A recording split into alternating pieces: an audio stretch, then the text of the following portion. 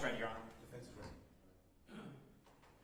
Mr. Wintergreen, we had an opportunity to go over the pre-sentence report as well as the sentencing guidelines with your client. I have, yes, sir. Any corrections or modifications to either? There are no corrections for the guidelines, Judge. I think they were correctly imputed. There were a couple of factual issues that I might add or modify a bit for the court if you wanted to look at that. On page 2 of the report under current offenses, this first full paragraph there, it says that Brian Warshaw, Will Spiller, and the defendant, who were all either current or recently graduated Towson College students. I'll point out that, I don't know that matters, but Can you tell me which? on page 2, under current offenses. Page 2, page 1 of 8, page 2 of 8, page 3 of 8. You're right. I'm sorry. This is under current offenses. Right. And all 8 pages are current offenses information. So Judge, I think he's on page 1 of 2. page 1 of 2. It just says page 2. All right. Yeah, it doesn't. Mine doesn't say page 1 of 8. I apologize. So it's the very beginning. Current offenses.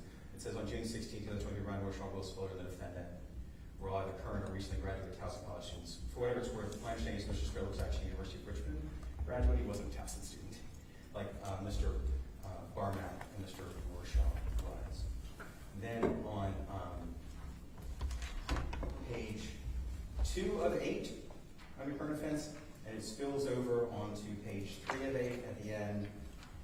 It points out at the bottom, it says the defendant began typing in the 4-digit code to open the door, was opening the door for the first try.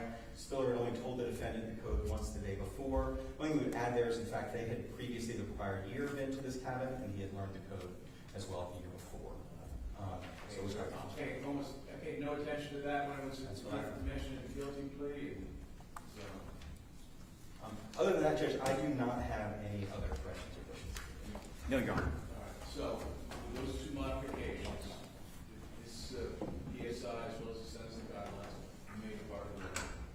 All right, Mr. Cummel, have any evidence? We do, Your Honor. First is going to be Mark Wagner.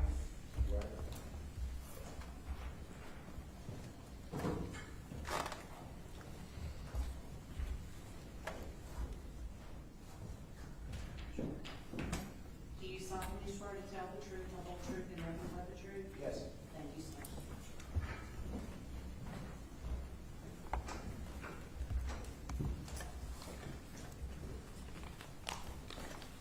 Good morning, Your Honor.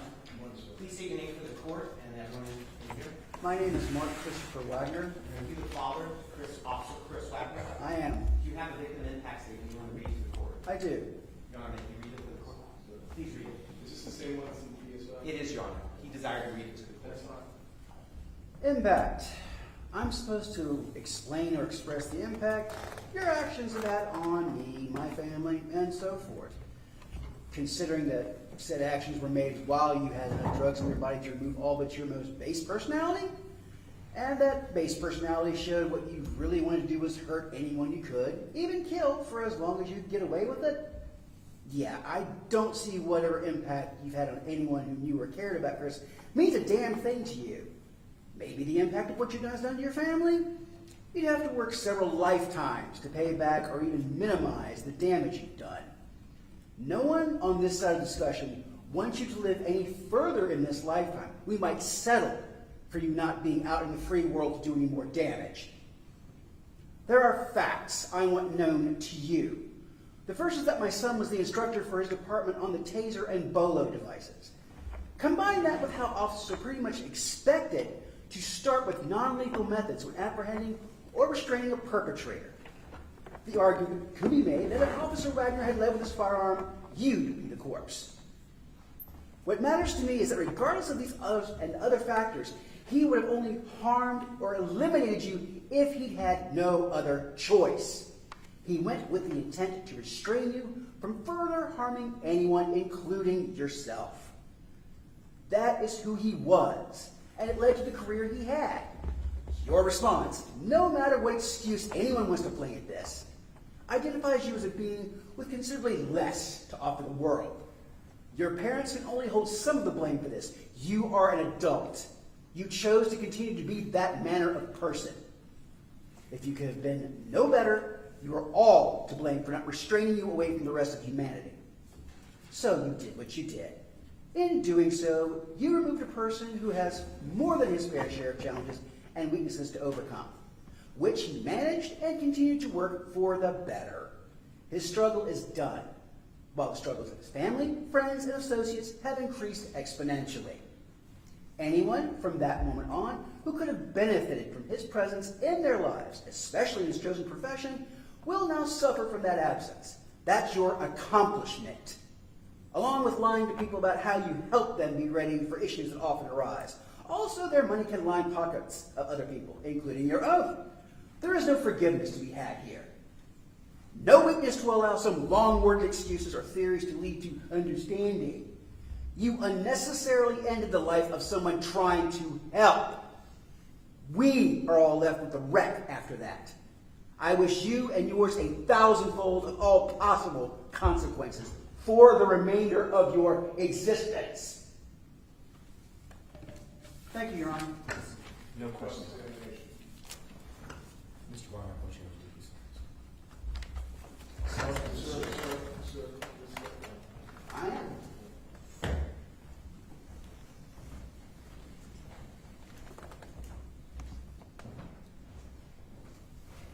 next witness. Could be Officer Smith. Officer Smith.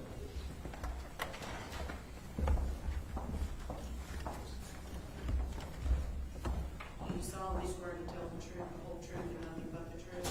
I do. Thank you, sir. Sir.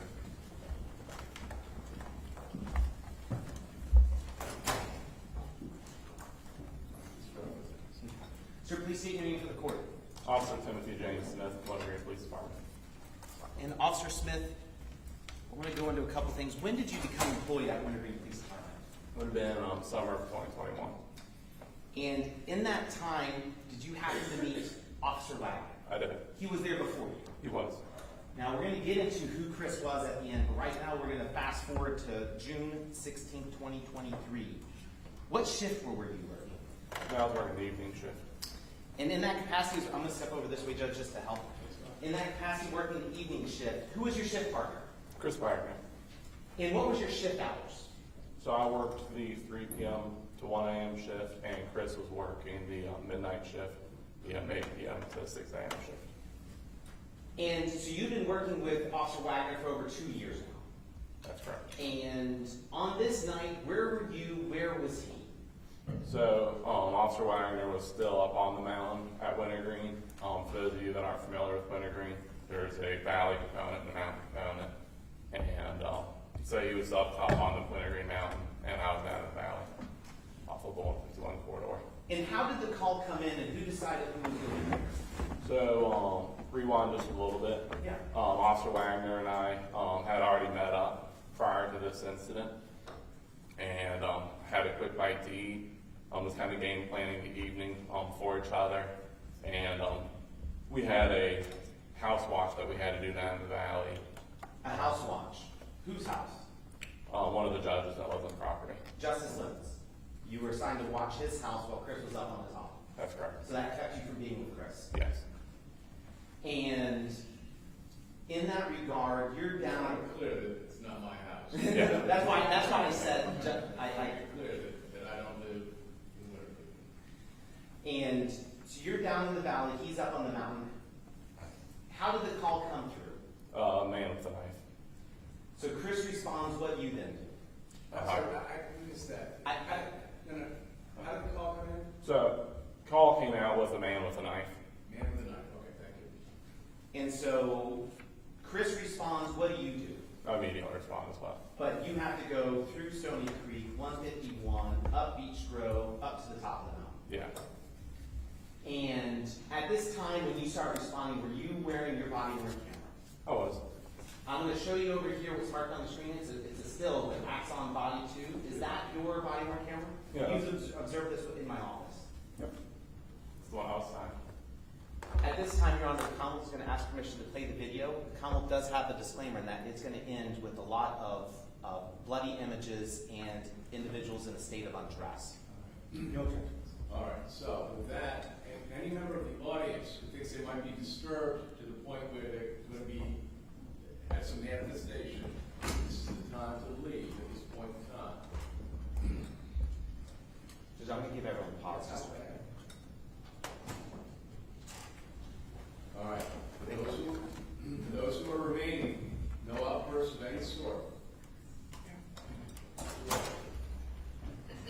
Yeah. Judge, I'm just going to give the witness some water.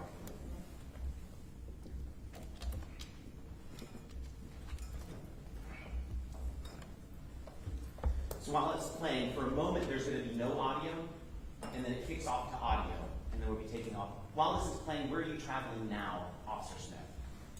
I believe that's the 151 corridor. For the purposes of the record, where were you wearing your body on camera? Where are So you? I wear it on the center of my head. It's just offset just the hair from the clip.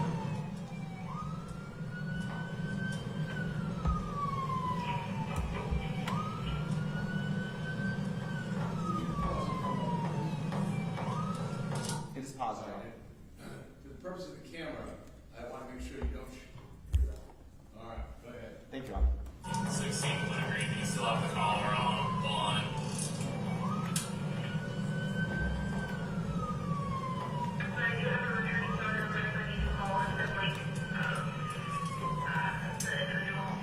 Did he say if it was unsafe to be on the phone or anything like that? Try to get some more details. They are nowhere near the property, but they got all of these on Wagner Road. They seem very panicked and just really worried about the welfare, additionally. Wintergreen 15. Who was that who said Wintergreen 15? That was Chris Wagner. And who's Wintergreen 15? Chris Wagner. He was saying 15, 16. He was trying to call my call sign.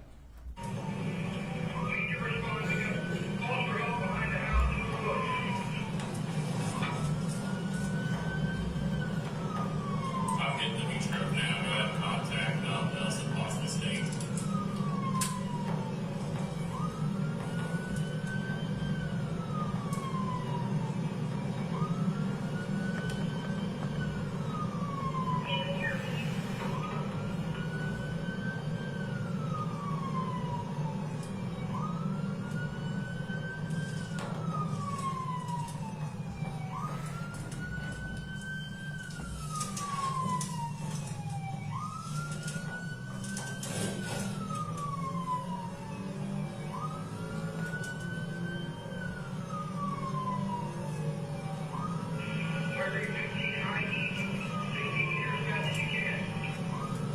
Working on it. Wintergreen, I need you to contact Nelson and state for additional resources.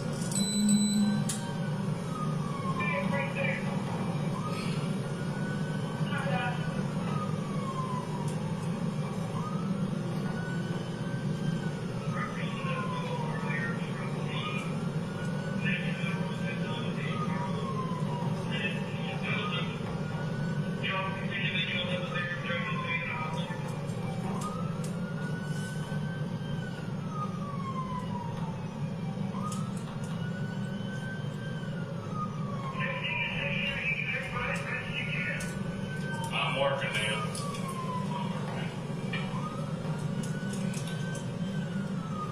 Where are you at right now? What's going on?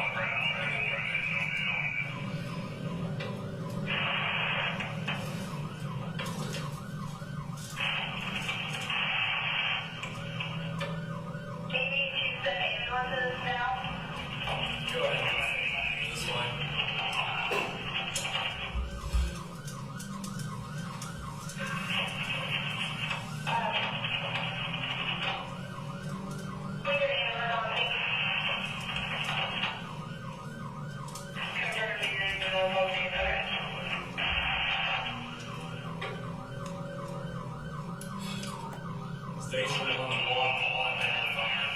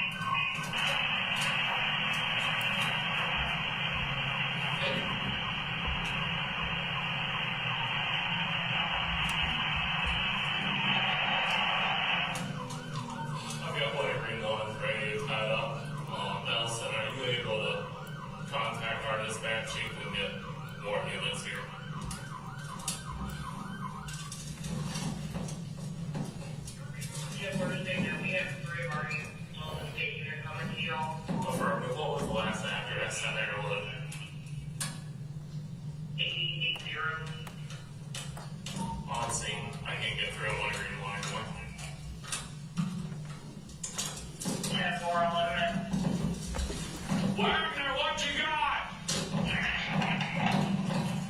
Wagner!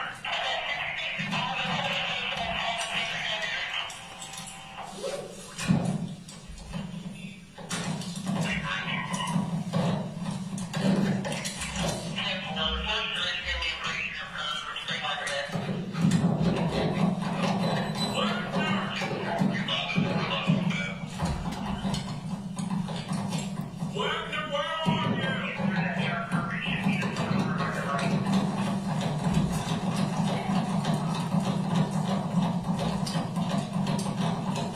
Wagner! Hey, if you're in there, make yourselves known! Wintergreen Police! If you're in there, make yourselves known!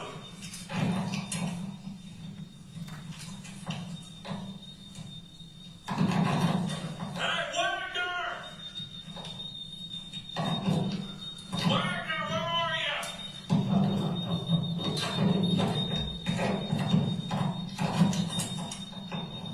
Wagner!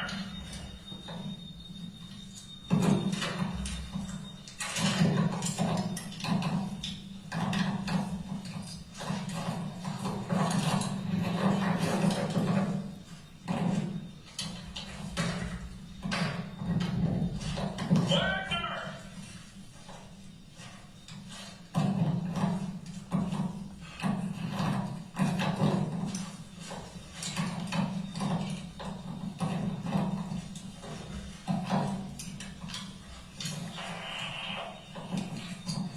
"16 to 15, can you hear me?"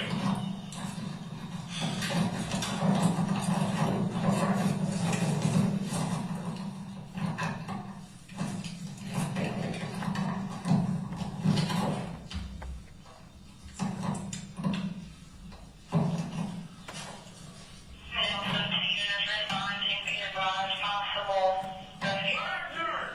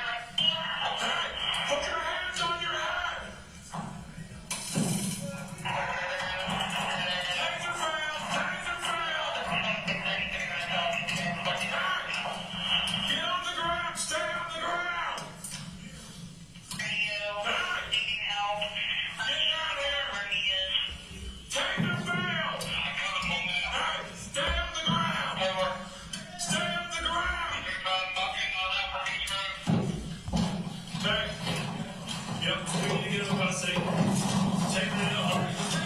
Take him. Take him into the heart. I need to get that.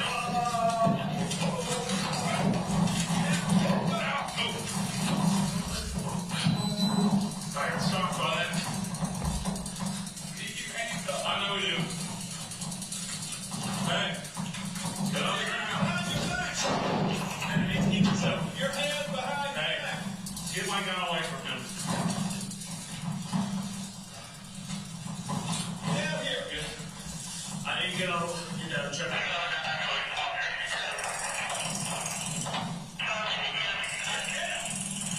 Get down. Get down.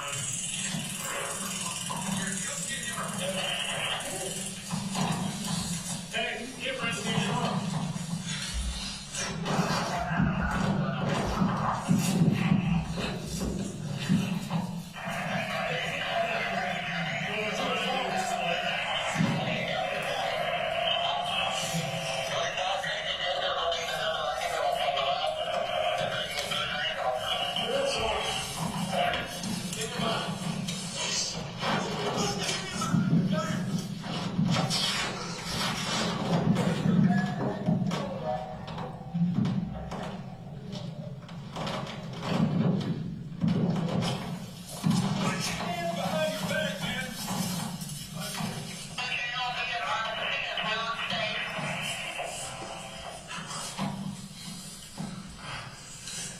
Your hands behind your back. Now. I got one right here. Yeah.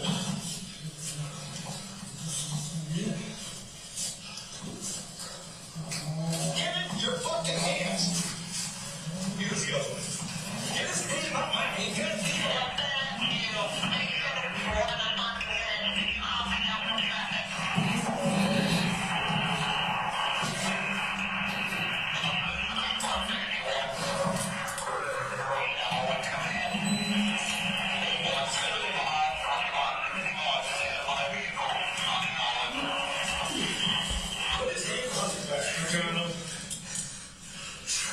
He's trying to get it again. Come on, man. Use some fuck.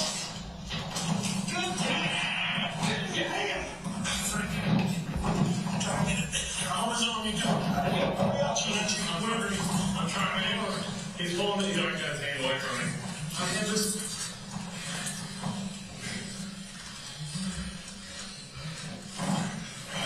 Put the fucking cuff on me. Quit fucking playing with it. I have this one. There we go. Got him. Stay down. Stay down, Mark. Hey, guys! Come on! Hands got me for a second. You got me for a second so I can check on Wagner? Yeah. I'm going to pause it right here to bring us up to what's going on. How many of you are wrestling with Barmak? So there was, at this moment, myself, Bagley, Brown, and then we also had Wilson come. But right now, it's 3 individuals wrestling with Barmak. When you came to contact with him, you were telling him to put his hands above his head and kept repeating it. What was that interaction? What was he doing?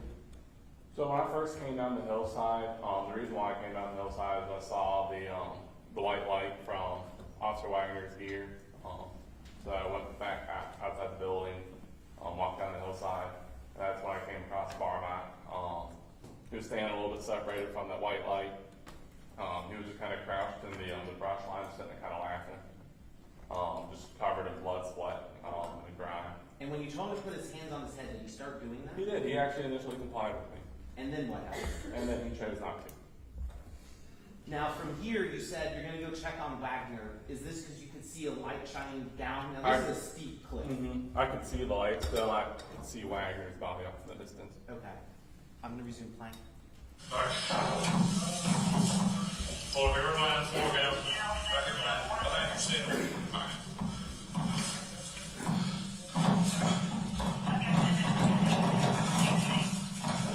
Wagner! Wagner, man, you all right? Wagner! Wagner! Wagner! Hey! Wagner, talk to me! Talk to me! Fuck. He's unresponsive. Wagner, come on, man. Did you work with me?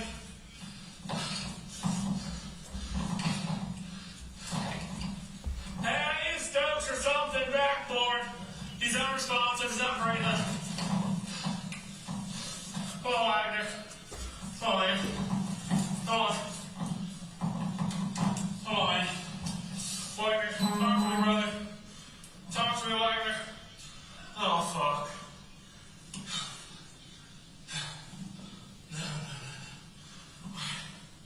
Jesus fucking Christ. No. Oh, damn.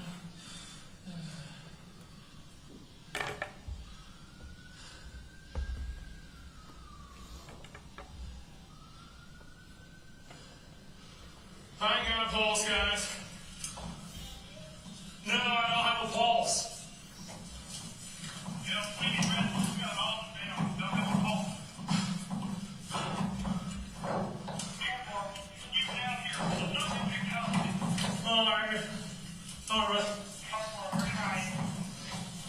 Kevin, he is secure. We've got all the down in the woods. Oh, man.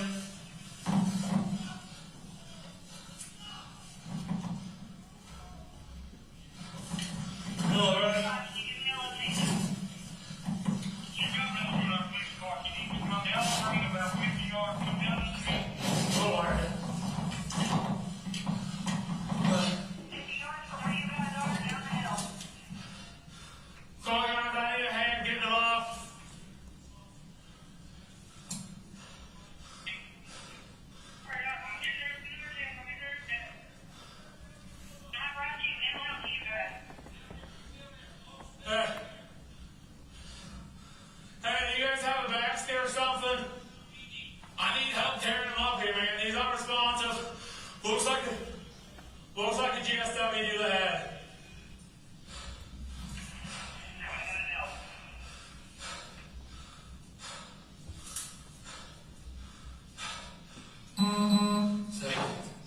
Yeah, I need help getting it off, man. I don't know if... Here, let me get his radio off. Is that stopping it? His radio's off. We should be good now.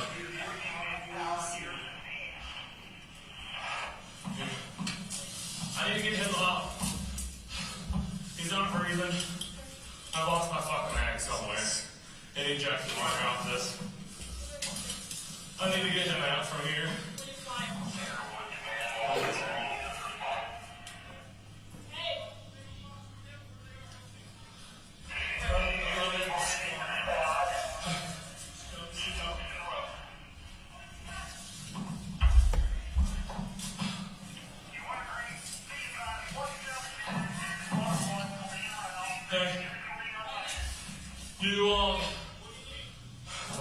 I need you guys to work with him. I need to go work with them, get him in custody. You need a monitor here. Hey. Pause it here at 1948. We're not going to fail it when we're done. Why are you saying I need to go back and help with the man in custody? Well, because the entire time I was checking on Chris, trying to work with Chris like a year, but I'm already struggling with Barmak again. And so that's Even though he's handcuffed, he's still then Deputy fighting. Bagley, now Major Bagley with the Amherst Sheriff's Department, and Deputy Brown. Yep. Yeah, no, you do?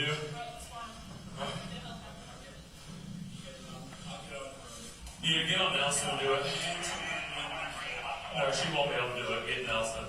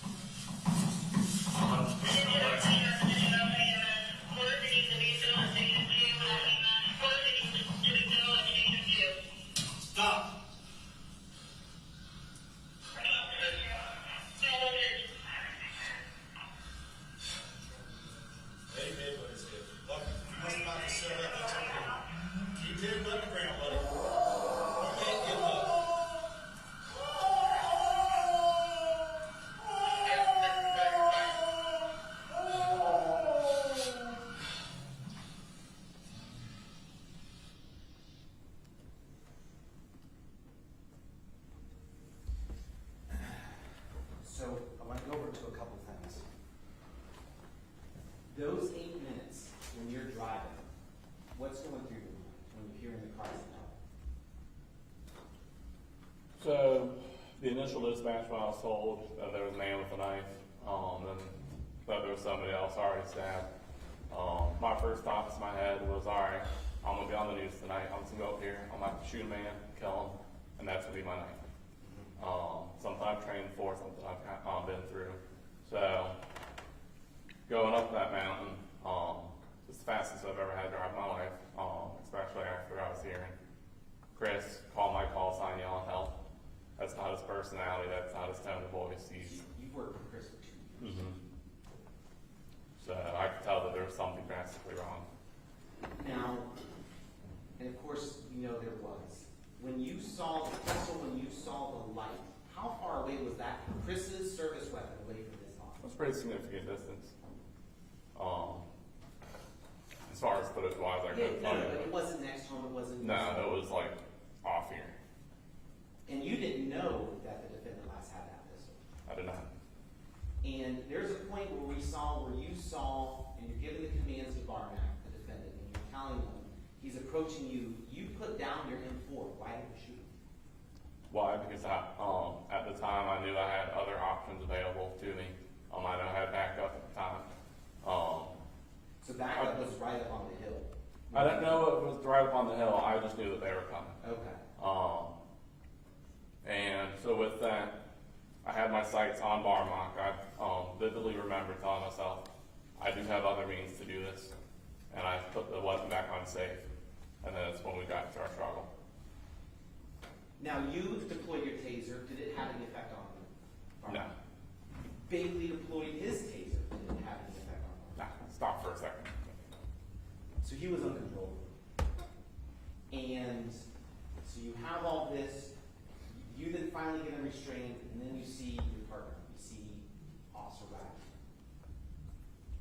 I don't want to go into all of that, but did this impact you seeing him like that? Immensely. Does it still impact you today? To this day, yes.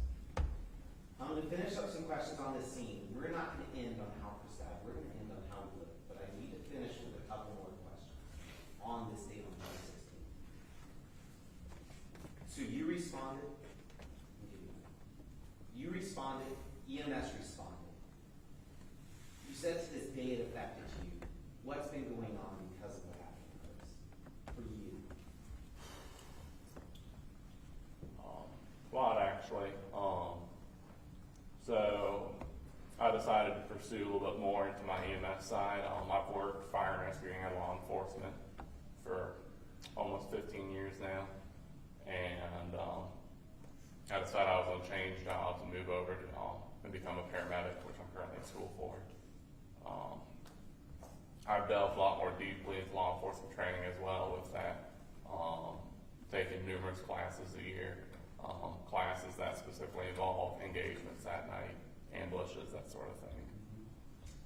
What about for mental health? What have you had to do for that?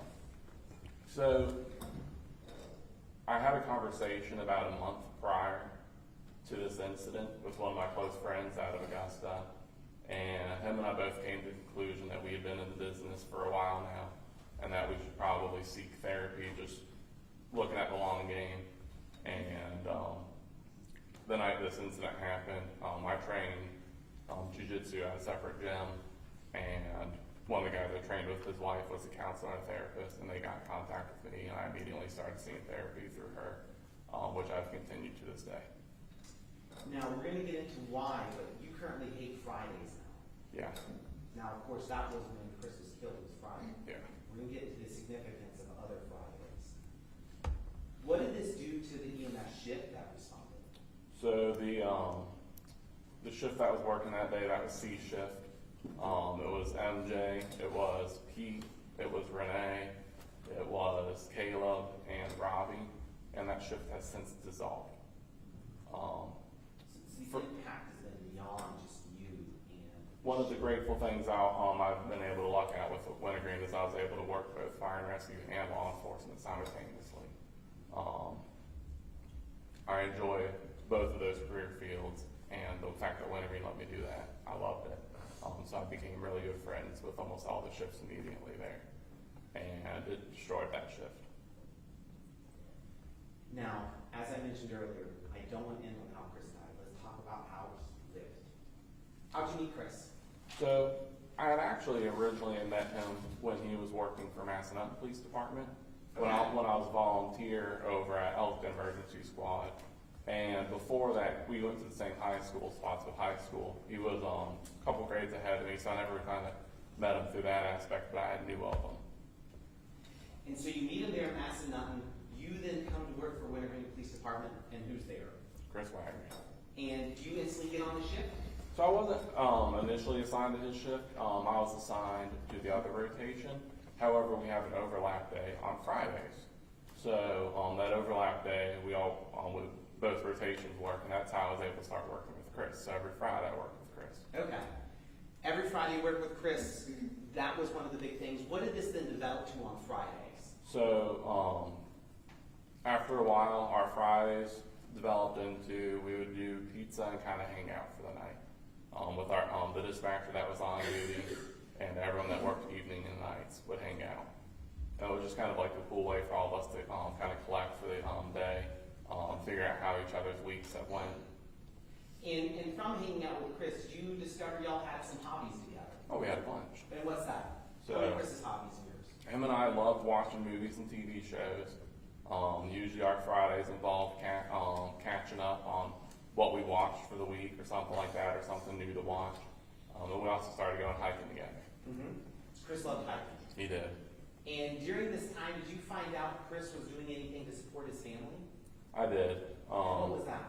So he had helped with them getting the house in Stewart's draft. So his dad, stepmom, and brothers? Mm-hmm. Yeah, and he was helping raise his two little brothers. So he was financially providing for his siblings and his father. So did you ever, now we're going to go back, through all this, did you also hike with Chris? I did. Where would y'all go hiking? So obviously with our proximity to Blue Ridge Parkway, we would take a lot of different hikes along the Blue Ridge Parkway, the Shenandoah, Lyndhurst area.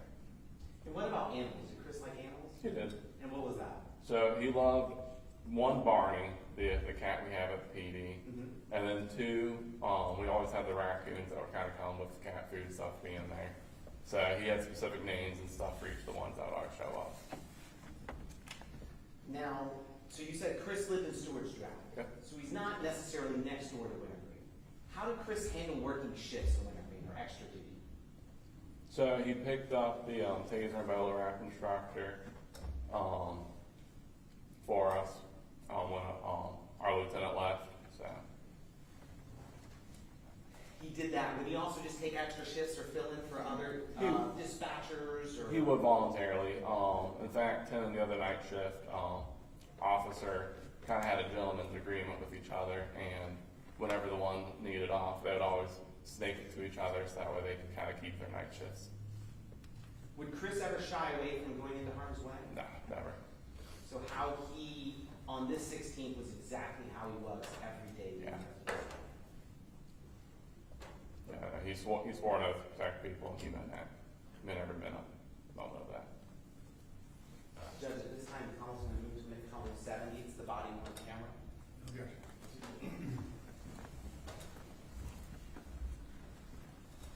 That's all the questions I have. Can you answer your questions of the defense counsel? Awesome. Thank you for sharing about Officer Wagner. Appreciate it. Mr. Barmak asked me to let you know he's deeply sorry for what you went through. What's happening. The only thing I want to say is if he was sorry, he'd be the one saying it, not you.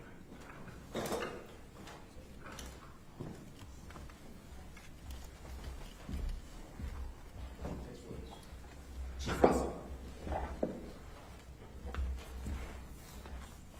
Do you solemnly swear to tell the truth, the whole truth, and nothing but the truth? I do. Thank you, sir. Chief Russell, please have a seat.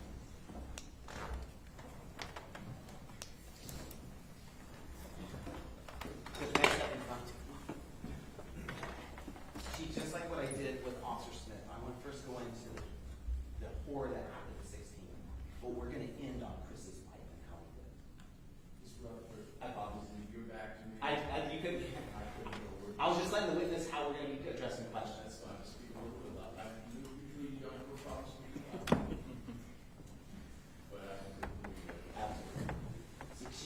Tell me your name. Dennis Russell, And Chief Russell, where are you currently employed? Wintergreen Police Department. And in what capacity?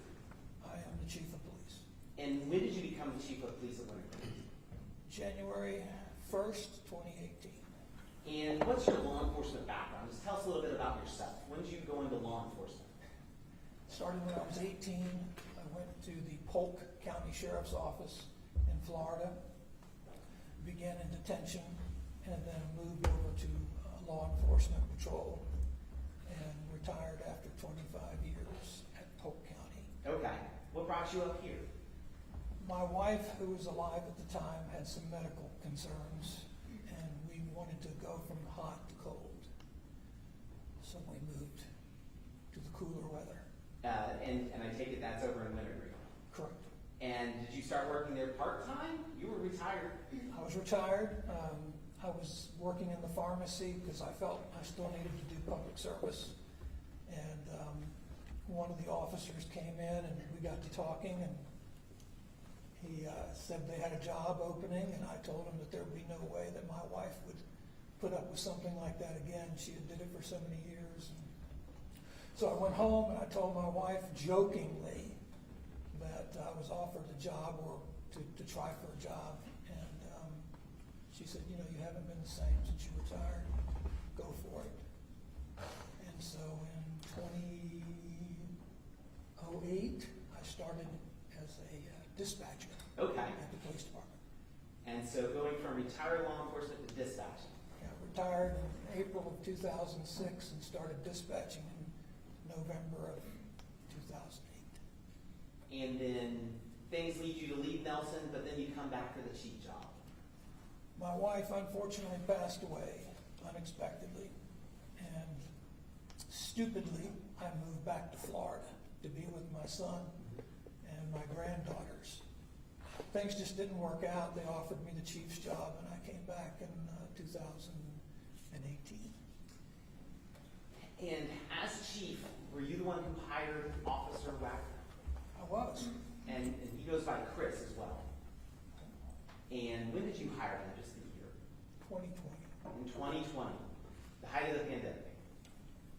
And so he starts working for you 2020. Now, we're going to jump into June 16, 2023, but we're going to backfill in on Chris's life and how he lived it.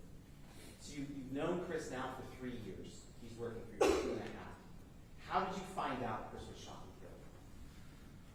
I was in Richmond, the phone rang, which was kind of peculiar because I wasn't on call. Anyway, not to go into the weeds on that. I answered the phone, and it was a Nelson County dispatcher who I knew because she used to work for us as a dispatcher. But anyway, it was Ashley. And I'm like, why are you calling me? It's 10 o'clock at night, you're Nelson, I'm Wintergreen. That's going through my head. And Ashley said, you need to come back to Wintergreen. Chris has been killed. He's laying in the road, stabbed. That was what she told me. Sure. And I was like, Ashley, what did you just say? She said, Chris is dead. He's laying in the road. He's been stabbed. Well, of course, I got up and got changed and got in my car and began the drive all the way from Richmond to Wintergreen. And I didn't have a radio with me at the time. I had my cell phone. Trying to make phone calls and making arrangements and things of that nature, trying to get a little bit more of what was going on the ground there because I was so far away. So I was calling a couple of people to come in to go to dispatch. I called a couple of people to come in to work the streets, to answer calls for service, things of that nature. And then I was starting to get bits and pieces. And you know, everything is just, when such a situation like this occurs, everything just goes out the door. You're being told some things, and it may have been something that they overheard or something someone thought they heard or things of that nature. So you take everything with a grain of salt. What I did know is that Chris had passed. And it was not until I think I arrived that I was briefed that he had been shot, not stabbed. Okay. When did you arrive? Was it going into the next day, into the 17th? It was, I hate to be honest, but I will be. Yeah. I drove a little bit faster than I should have, so it's usually about an hour and 20-minute drive, and I think I made it in about 50 minutes. So I got there a little bit after 11 o'clock. Okay. And you see everything that's going on, and a lot of Wintergreen police is showing up just to be there. Deputy Folsom, the deputy chief, yourself, everyone is there, EMS is there, and so they're all seeing what happened to Chris. What impact on the negative side did Chris's death have for your department? Like, how has it affected your department? I would say we're much more solemn than we used to. You know, we used to kid. The only thing that happened at Wintergreen was bear calls and house checks. We're not a high volume agency. We do have our share of calls for service, but nothing like other agencies have. So for something of this magnitude to have occurred, it threw everyone out of sorts, because this could not happen at Wintergreen. It just, and I even say that today, this could not happen. This didn't happen. It did. And I think everyone within the organization, I've had a couple of people leave. Now, whether they left mainly because of that, I can't tell you 100%. But we've had a few people that were with us for quite some time, and they just quit. As you heard, Tim moved over to paramedic. He was one of my fantastic officers. So it has impacted a lot of people. How has this impacted you? I've become much more emotional in my old age. Chris was like a son to me, pretty much the same age as my son. And it has devastated me.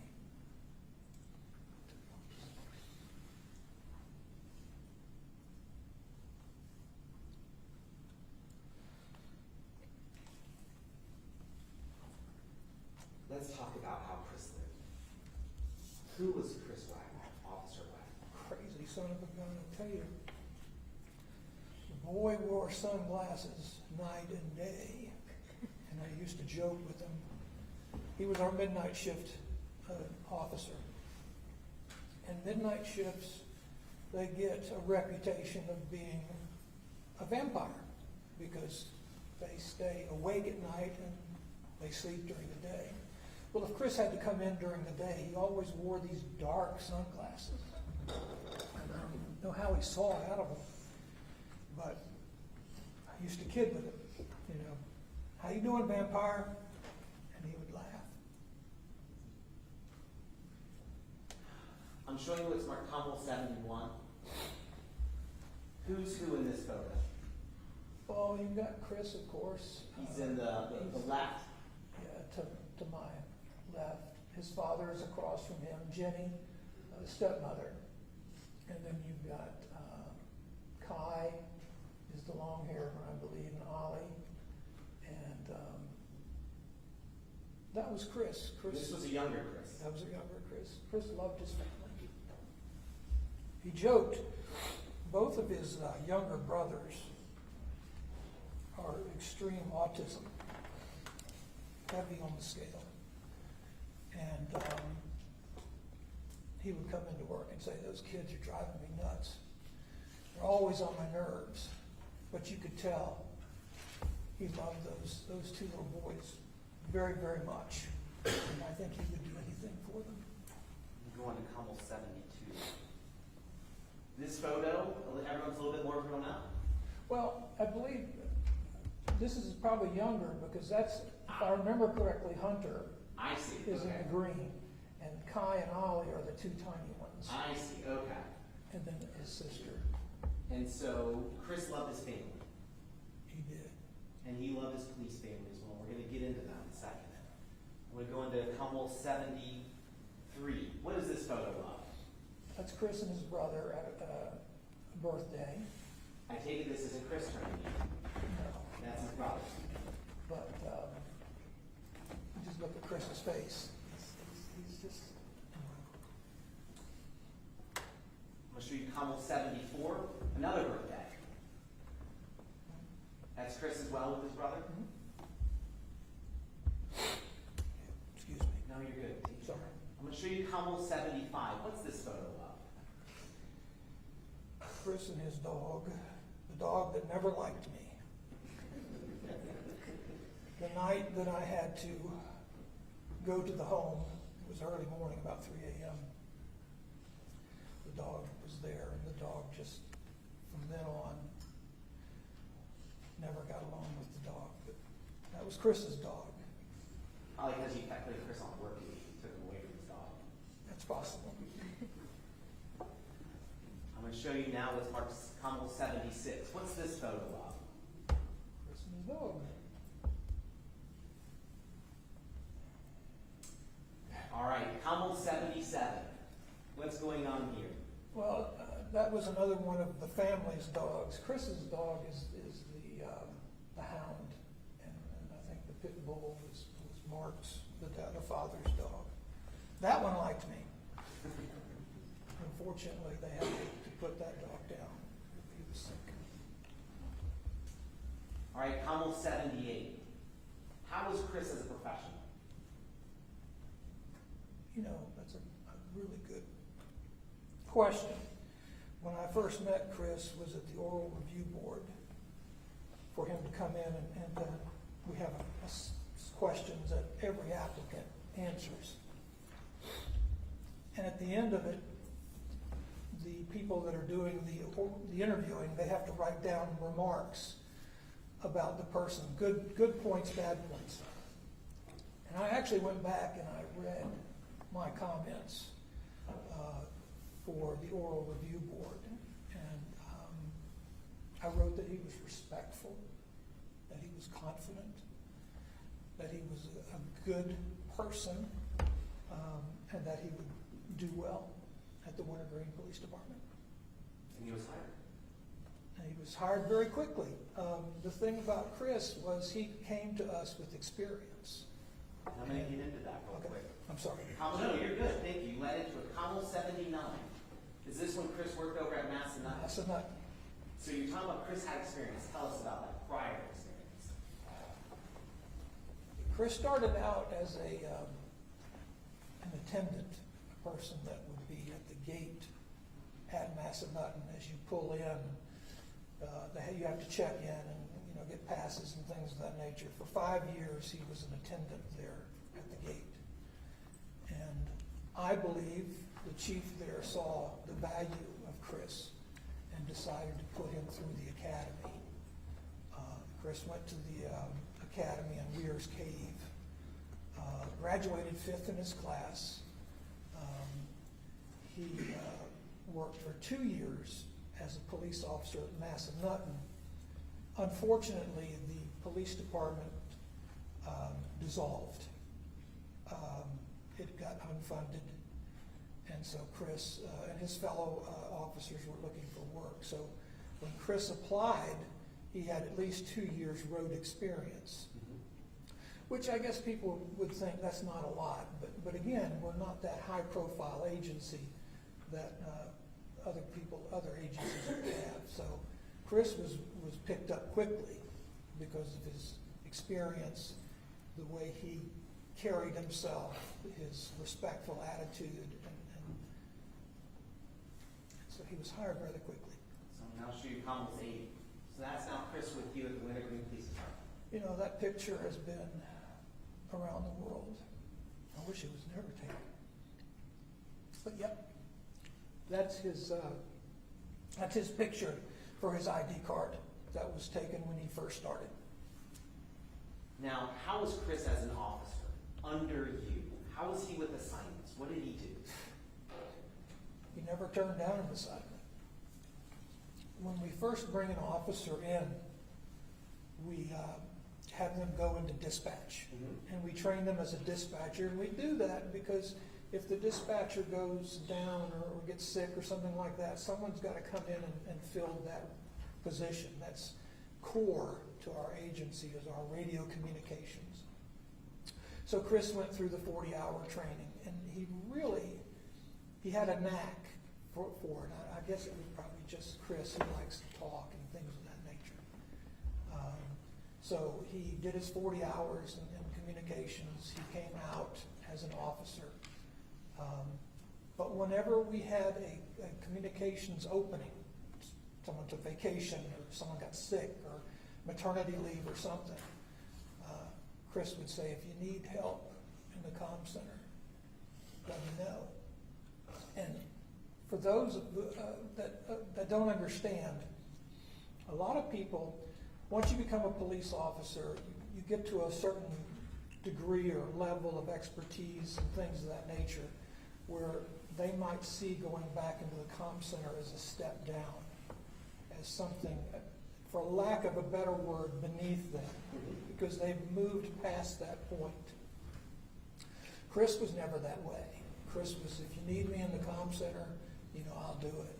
And he would sometimes he would come into a double shift or something like that. He would do his patrol work and then he'd do his dispatch work.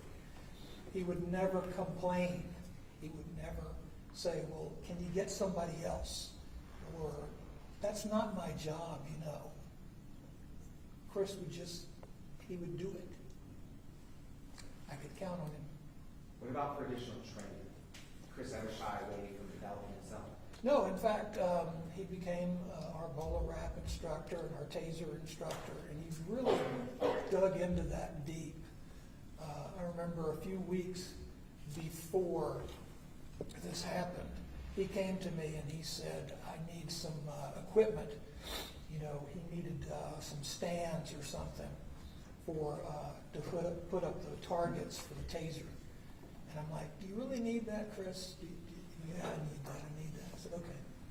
So he wasn't inexperienced in tasers at all? No.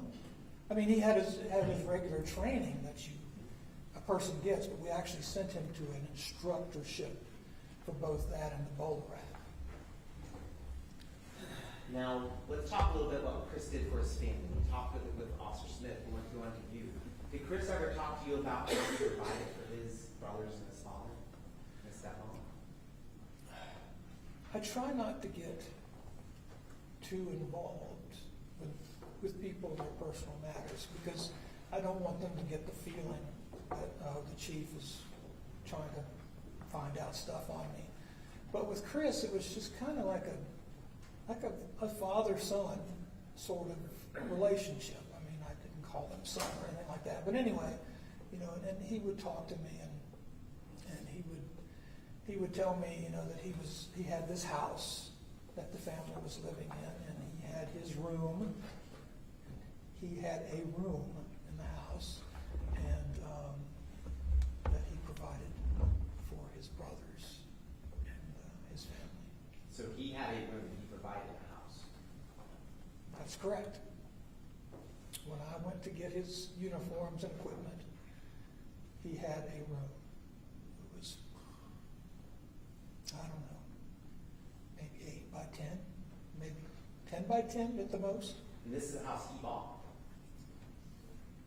That was Chris's room. He didn't even have a bathroom in his room. Chris loved everybody. Is that fair to say? It's fair to say, yes. Chris loved and cared for a lot of people. Judge, at this time, the council is going to move to omit 71 through 80, previously shown statements. No objection. That's all the questions I have. In this council, before we have questions. Officer Russell, thank you for sharing with Officer Wagner. Mr. Wagner is asking to express his deeply sorry. Thank you. Lastly, Judge, is just restitution. Thank you. The council has the floor to have your objections, Your Honor.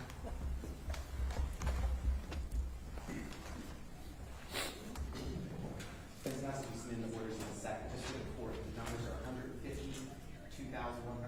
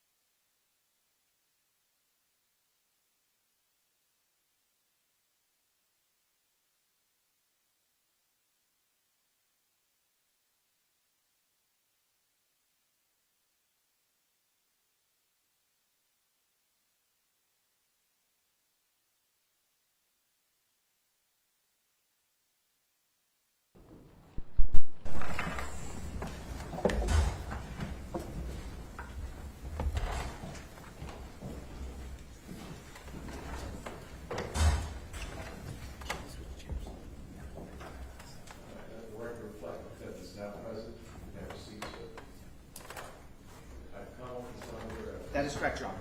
This is for us case issue. That is correct, Your Honor. What's the address? We call Dr. Eileen Ryan to the stand. Can I stand right here, please? Sure. Dr. Ryan, you stop on your way and face the court. Do you solemnly swear to tell the truth, the whole truth, and nothing but the truth? I do. Thank you.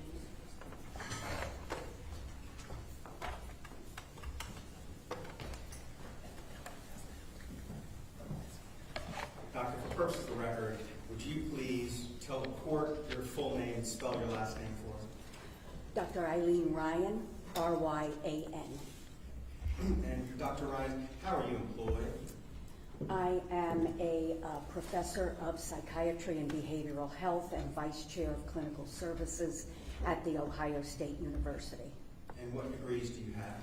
Judge McConnell will stipulate she is an expert. Defense can lead and jump right into it. Except the stipulation is that. Right. That's right. Just showing, and I'm just showing this, is this a copy of your CV? It is. Dr. Ryan? Okay. And is it fair to say you've been trained as a forensic psychologist, is that right? No, forensic psychiatrist, a general psychiatrist, and a child and adolescent psychiatrist. And what's the difference between a psychologist and a psychiatrist? A psychiatrist is a physician who is able to diagnose, prescribe medication, do a variety of I'm very familiar with the difference between a psychiatrist and a psychologist. All right, thank you, Judge. So, you have been practicing as a forensic psychiatrist for how many years? Well, I got did my forensic fellowship at UVA and finished that in 2002, but I've been practicing psychiatry since 1989 and forensic psychiatry since 2000. Thank you. I moved to qualify Dr. Ryan as No an objection. expert in clinical psychiatry. We moved to introduce her to the exhibit for the purpose of the record. Thank you. Now, Dr. Ryan,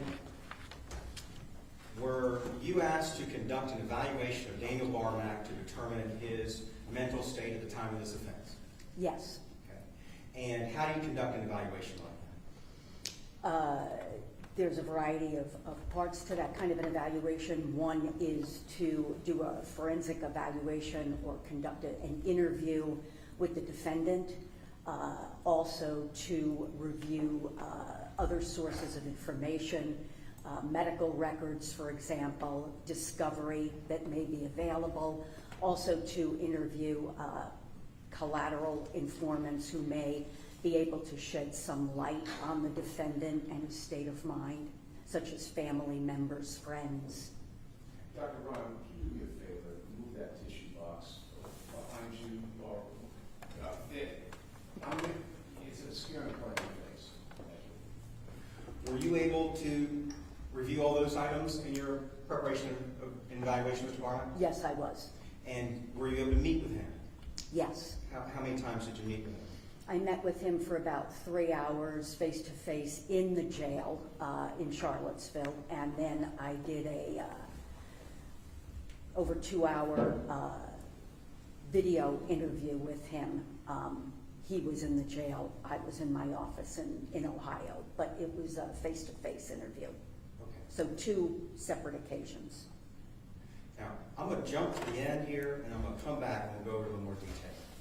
But after conducting your evaluation on Mr. Barmak, did you come to an opinion about his mental state at the time he committed these offenses on June 16, 2023? Yes. And what was your opinion? My opinion is that he did not understand the nature and consequences or the wrongfulness of his actions at the time of the offense. Did you find that he was suffering any type of mental health disorders at the time? Yes, there was the substance-induced psychotic symptoms, psychotic disorder at the time of the offense. And that is the reason for the offense, in my opinion. But he also suffered prior to the offense from a recurrent major depressive disorder, which was severe. That was superimposed on a persistent depressive disorder, which is a chronic depression, and also generalized anxiety disorder. Okay. You said that it was your opinion he had a substance-induced psychotic disorder. Can you explain to the court what that is? Well, he didn't qualify for an insanity defense because of the voluntary intoxication.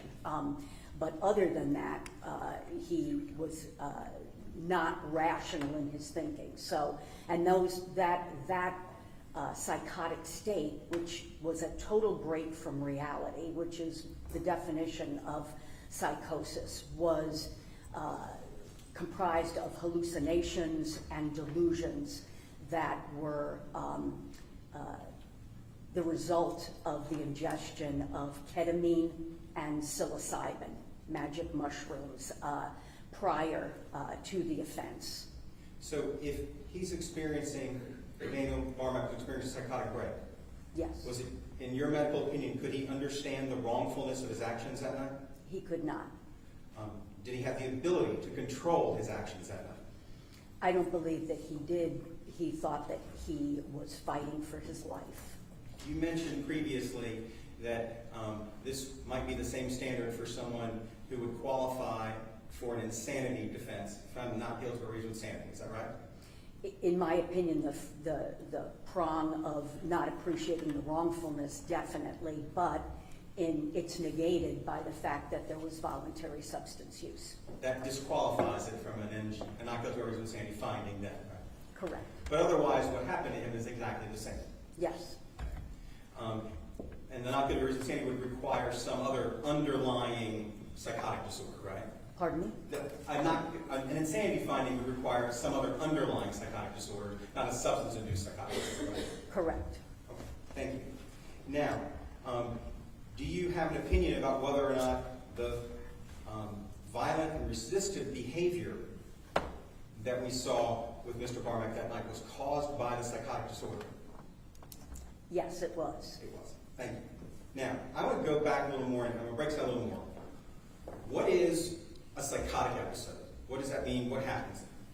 A psychotic disorder is a mental health condition in which someone has a break from reality. And it's typically consists of hallucinations, which are perceptual disturbances that are not based in reality, and delusions, which are firmly held beliefs that are also not based in reality. Did your evaluation of Daniel Barmak determine that he was having hallucinations and delusions on June 16, 2023? Yes. Okay, can you tell the court what were those that Mr. Barmak was experiencing that evening? Do you want me to start from when it began? Yeah. Okay, so he had another diagnosis that I made was a hallucinogen use disorder, a substance use disorder. After the death of his No, I take it back. I don't think I do want you to go back that far. Okay. I apologize. I just mean, in your conversations with Mr. Barmak, your evaluation of him, did you determine when he was having the psychotic break on June 16, 2023, what his hallucinations and delusions, what was he experiencing? He believed that he was in an alternate reality or another dimension, hell or limbo, or that things were not real. That's related to the dissociative effects of ketamine, which is a dissociative anesthetic. He believed that his friends, his best friend Ryan, was a demon.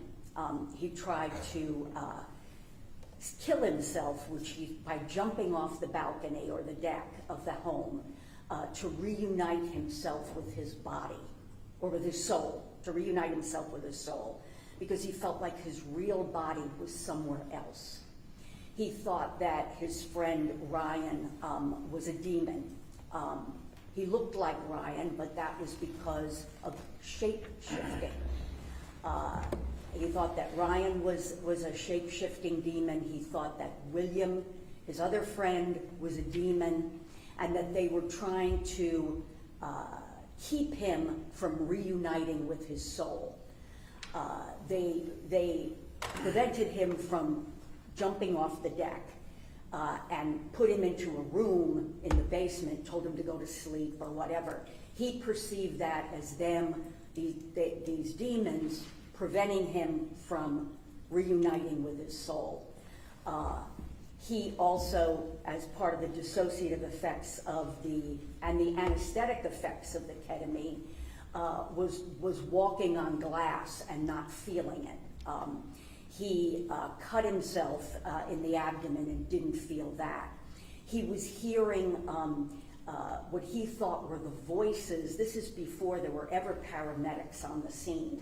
He thought that he was hearing the voices of paramedics in a hospital somewhere, calling him back to life because he was dead and he could only be alive by reuniting with his soul. Of course, this is very delusional, and on some level, it's hard. It's not rational at all. He was hearing blood-curdling screams.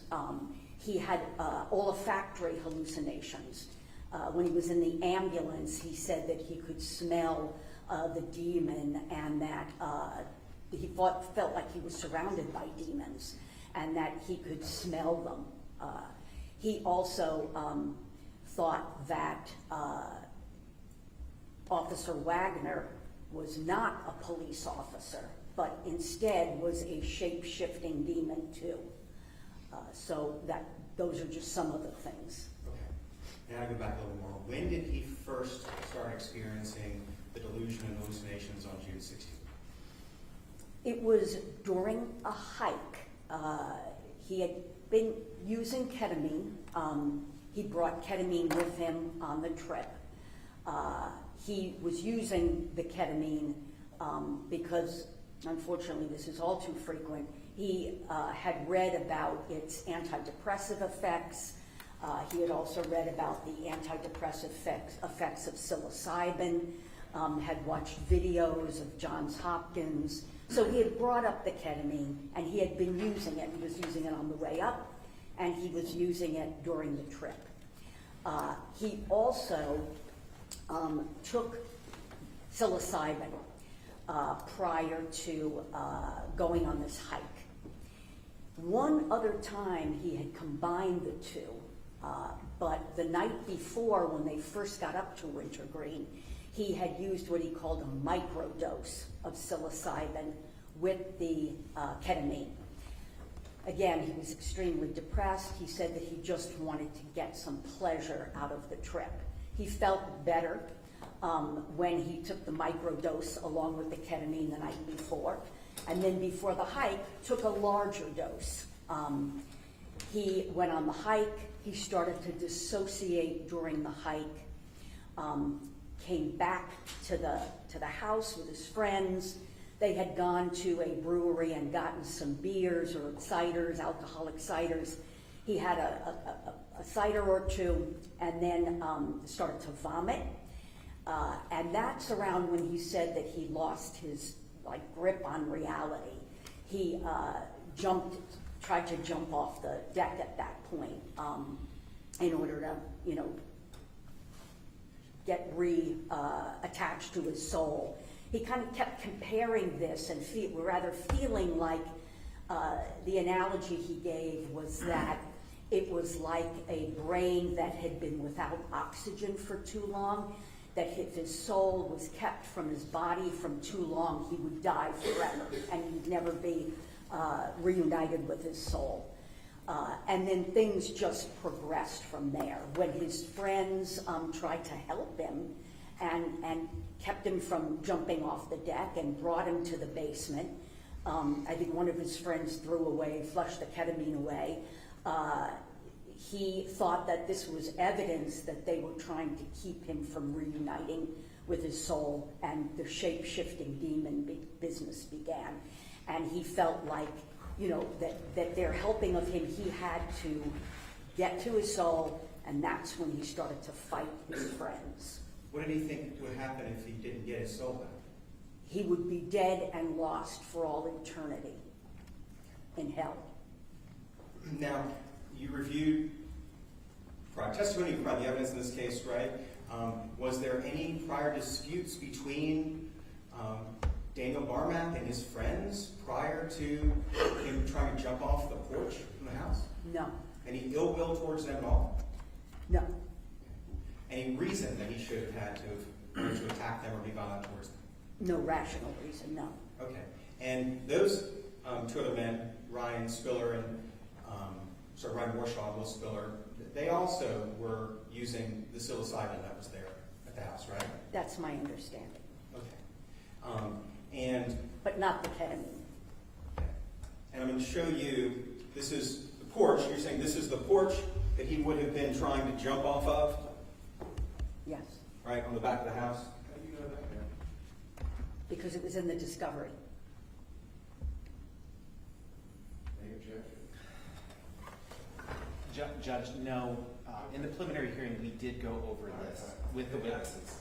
So you, unusual way off that. Yes. It is, Judge. The Commonwealth wasn't objecting because they had crossed both the Ryan and William. I'm only using their first names. And this was in the package that I got. It was, Your Honor.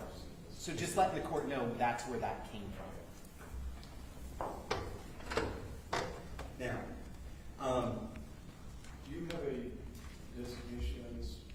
I believe when we filed it with our Okay. memorandum, it was attached as number 4, so we'd ask it to be defense number 4. Defense. Thank you.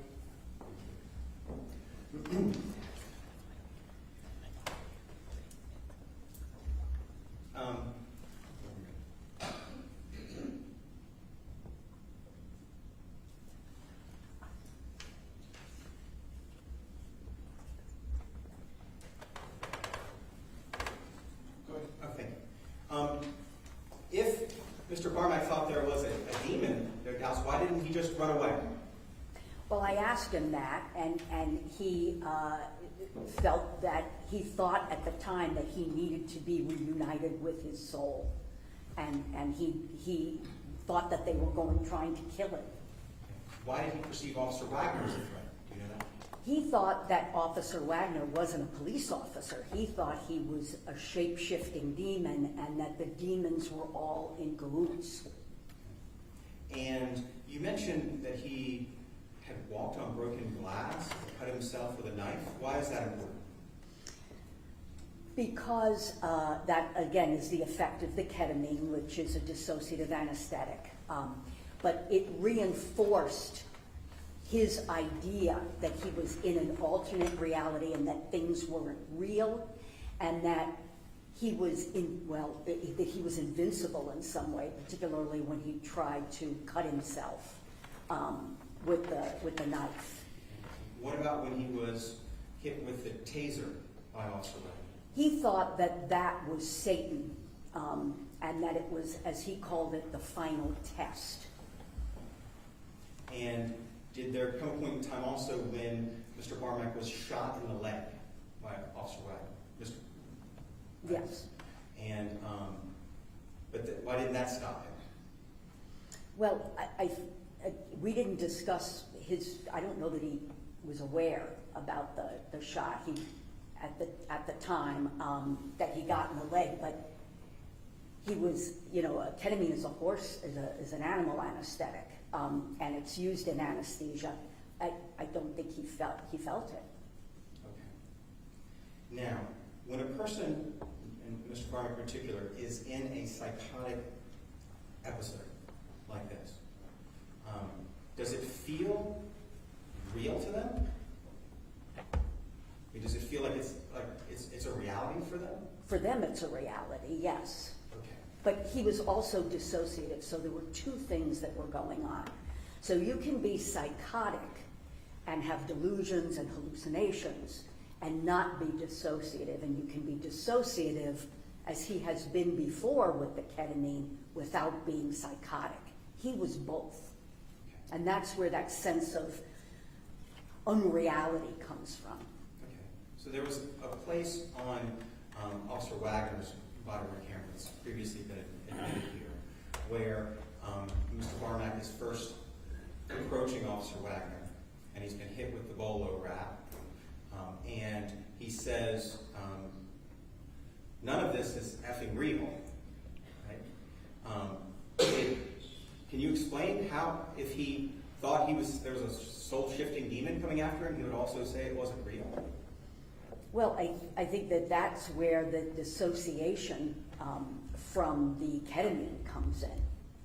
And because of those dissociative effects, people's perceptions of reality are very distorted. So, from the beginning, he was talking about feeling like he was in an alternate universe, or, that he felt like the situation was unreal, but that doesn't mean that he didn't feel like he had to fight for his life. That was real to him? Yes. Okay. Once a person is in the middle of a psychotic episode, can they do something to stop it? No. No. Could Mr. Barmak have done something to stop the psychotic episode after it started? No, and the ketamine and the psilocybin had to be out of his system in order for that to have happened, to have aborted it. Okay. And if Mr. Barmak was having a dissociative and a psychotic episode, how is it that he could remember what he was thinking? Because of the parts of the brain that are affected by these drugs and by psychosis. So, the ketamine and psilocybin both work on the prefrontal cortex. There are other areas that it affects too, but that is, the seat of rational understanding, judgment. The parts of the brain that are associated with memory are not as affected by these drugs. So one can remember a psychotic episode, they can remember a dissociative episode while acting very irrationally. It's like remembering a terrible dream. Yes, somewhat. A terrible dream. His memory wouldn't be perfect, though, right? Correct. Okay. Now, we've talked a bit about, you talked about ketamine and psilocybin a little bit. I want to be very clear here. What was it that caused Daniel Barmak's psychotic break? The combination of the psilocybin and the ketamine. Okay. Let's talk about ketamine. You've already said it was a powerful animal tranquilizer. What is ketamine used for?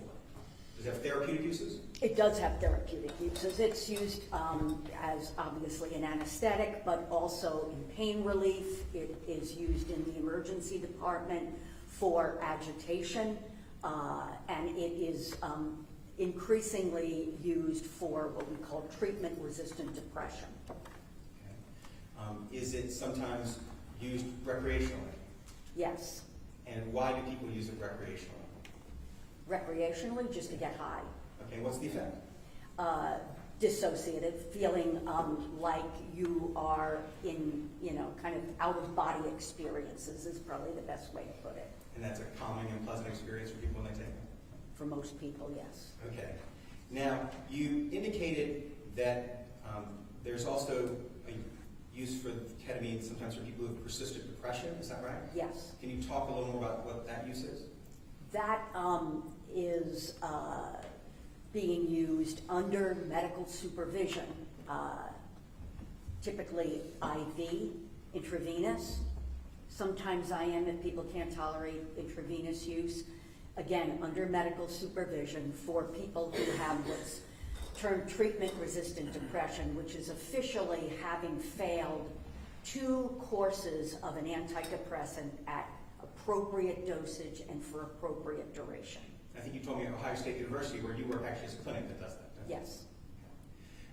Is there also, are you familiar with whether or not there's information widely reported in the public about ketamine being used to treat depression? Yes, there is. Okay. And advertisements? Yes. For people to come to clinics like that, right? Yes. On social media, those things are around, right? Yes. Okay. Did you ask Mr. Barmak if he was exposed to any of those social media advertisements about using ketamine to treat depression? Yes. What did he say? He said that he was, and he had, I believe, looked at the Johns Hopkins website about this. And also, he said things kept popping up on his Instagram feed. And if you look into, of course, anything that has to do with anything, you'll get these pop-ups that are what you might be interested in. The algorithm starts showing you more. Right. Okay. And does ketamine also have an anesthetic effect? Yes, it does. What is that? That's where, a decrease in pain, physical pain. So that you might not feel if you were walking on broken glass or been shot in the leg? Yes. Okay. Would, in the therapeutic setting with medical supervision, would a doctor normally want to give ketamine to someone who has an underlying thought disorder? No. Why not? Well, one of the side effects, it's rare under medical supervision and with carefully titrated psychosis is a potential side effect of ketamine use.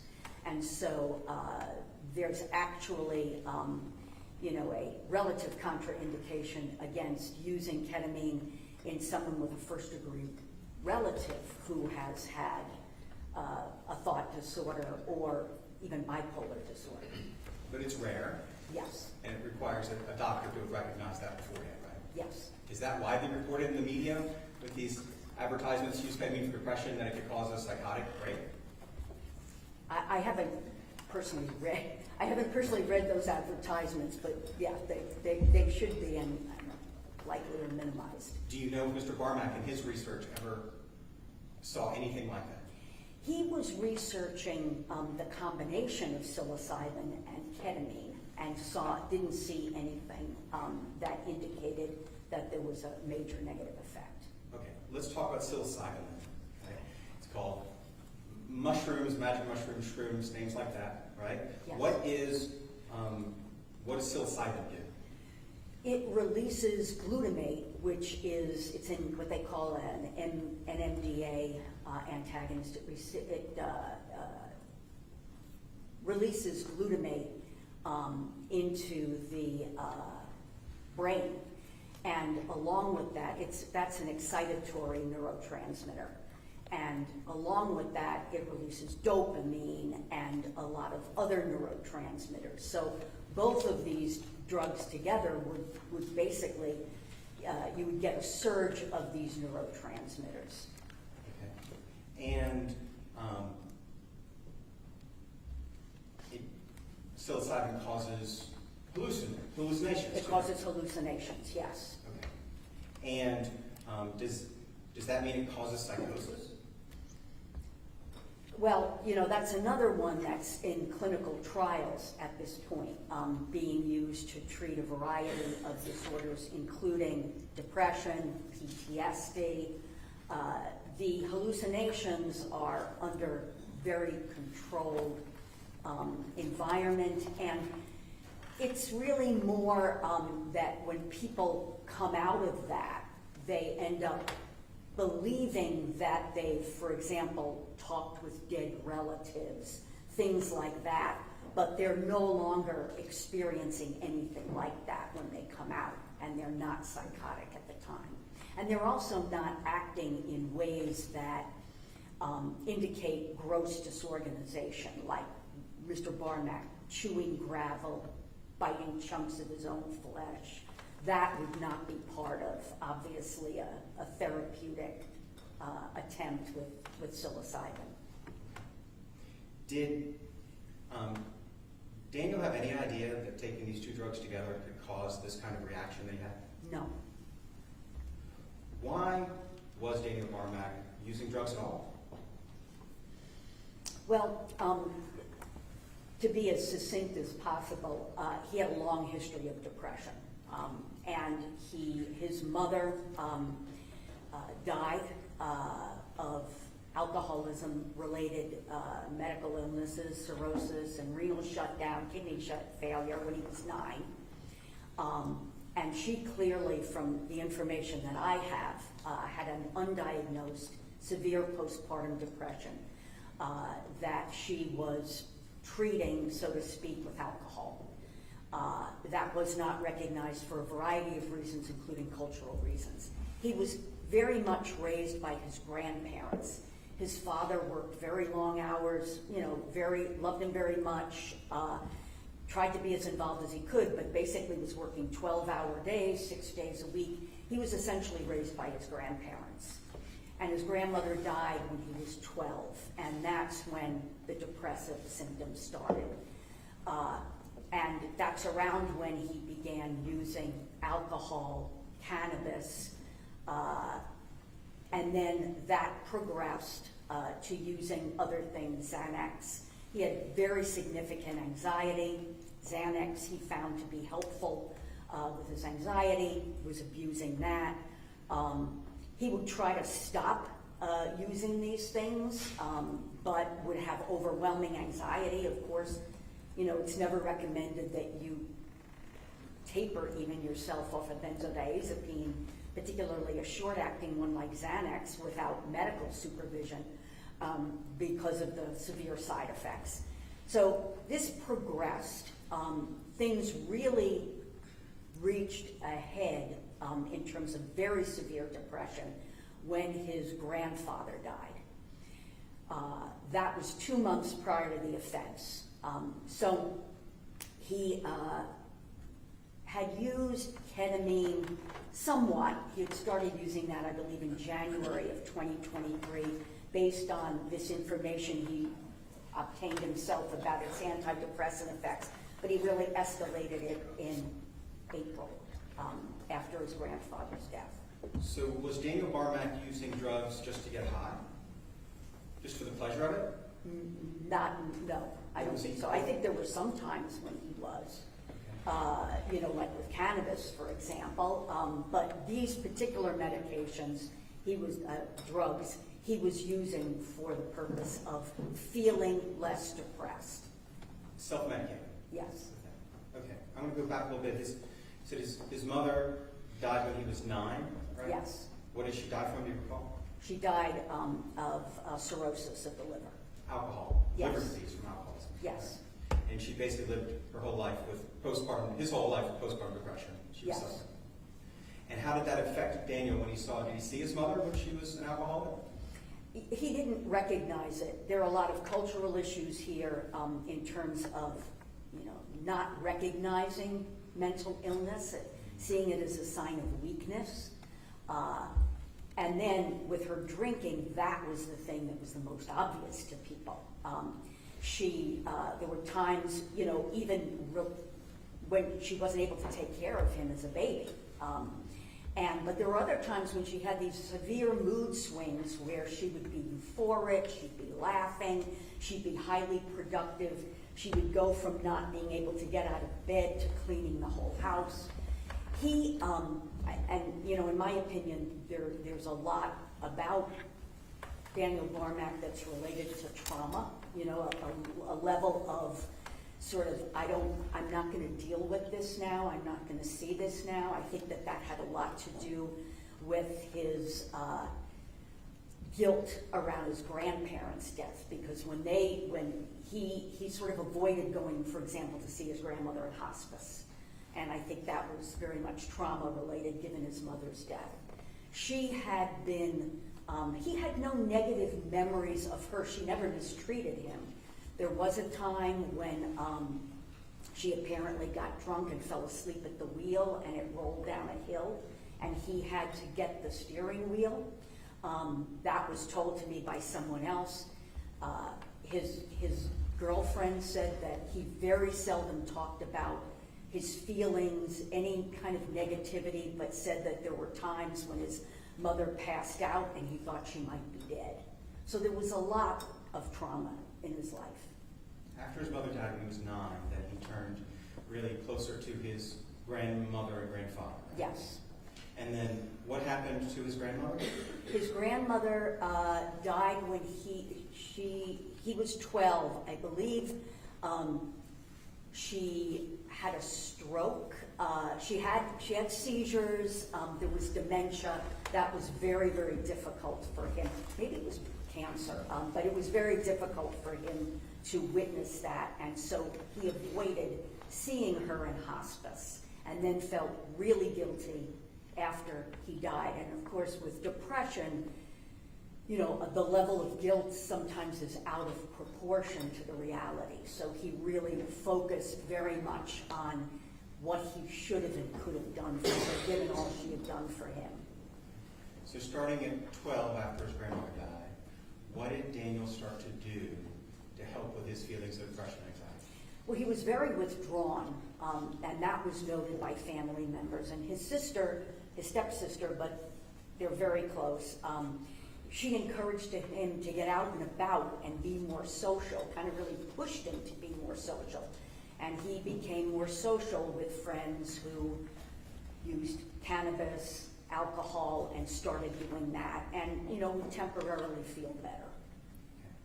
So starting at 12 through high school, do you know what drugs he was using then?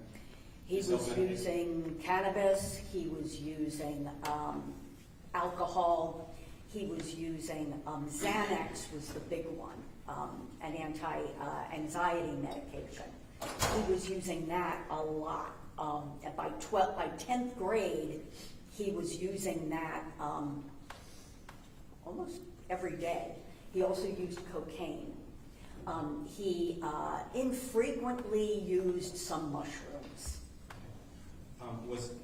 Did he ever go to a medical professional, psychologist or psychiatrist to help with his depression or anxiety? No, he didn't. I asked him about that. I asked his family, his sister about that, and that would have been perceived as a sign of weakness, a character flaw. He didn't, and his sister said she had told her parents that she felt like she needed a therapist at one point, and they said, no, you don't. You don't need a therapist. And she went, her mom took her to numerous doctors thinking that she had a hearing loss when she actually was diagnosed with ADHD before they recognized that. Daniel doesn't perceive ADHD and a stimulant medication as a psych med, as he called it, because so many people are on that. Okay.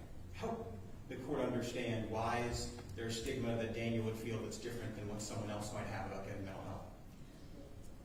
Well, he explained this, but his family explained it even better. Both of his parents, but also his stepmother, grew up under a repressive communist regime. His father grew up in Ukraine when it was under USSR domination. His stepmother grew up in Russia, and his mother described, kind of not showing weakness, not showing your emotions as sort of a survival strength that, as she put it, his father taught him. Also in the USSR, any kind of mental illness was not only stigmatized, but you would be, as they put it, locked up in a psychiatric hospital, you would be drugged up, and nobody would ever hear from you again. And during that time, particularly dissidents, for example, were hospitalized for no good reason. And so there was this culture of, psychiatry is bad, something bad will happen to you. Deal with it on your own. Was that communicated to Daniel? Yes. What was he told to do if he thought he was having a hard time mentally? Well, a couple of times there was, kind of be a man about it. I think that the reality is he internalized this so early on that he did not reveal any kind of suffering to his family members. His girlfriend also, his ex-girlfriend, his sister said that the most, the most she recalled him saying was after his grandfather's funeral in April. He said, I'm something to the effect of, it's in my report, I'm not doing well, I'm not okay. But he was like emotionless during the funeral, and it was one of the few times that his father was actually very emotional, but he was not. He was what they described as shut down, and then right after the funeral he left, which was also not like him. He was still able to graduate high school? Yes. Did well in school? Well, senior year, he was using a lot more drugs, and his grades fell, but he got a perfect score apparently on the math part of the SAT. He was able to kind of coast along. Okay. And then how about in college? In college, he was supposed to graduate in 3 to 3.5 years because he had so many AP credits.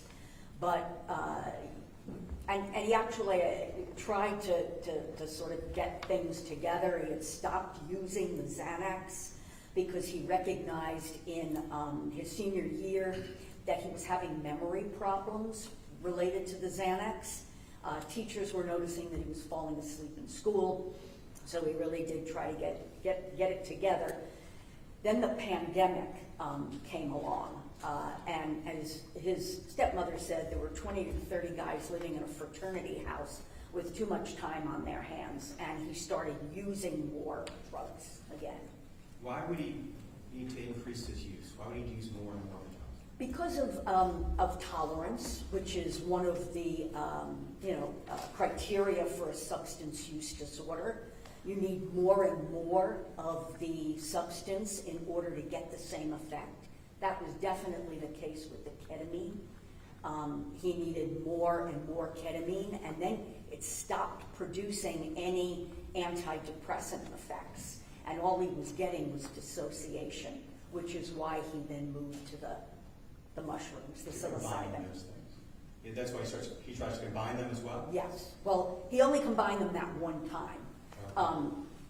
Because he wanted to have a good time. It was, he just graduated with these friends, and he wanted to enjoy that time with them. And he was so depressed that he wasn't. Okay. And then, is it a factor to his age at the time that this stuff is happening? How does his age and maturity look? Well, he was 23. I think he just turned 23 at the time of the offense, and the prefrontal cortex isn't fully developed, and those are the drugs that that's the part of the brain that these drugs are working on. So there's that level of psychosocial immaturity, thinking, I'll be okay, I can do these things. Being somewhat impulsive, not having the judgment that one's going to have when they're, 25 to 30 years old. In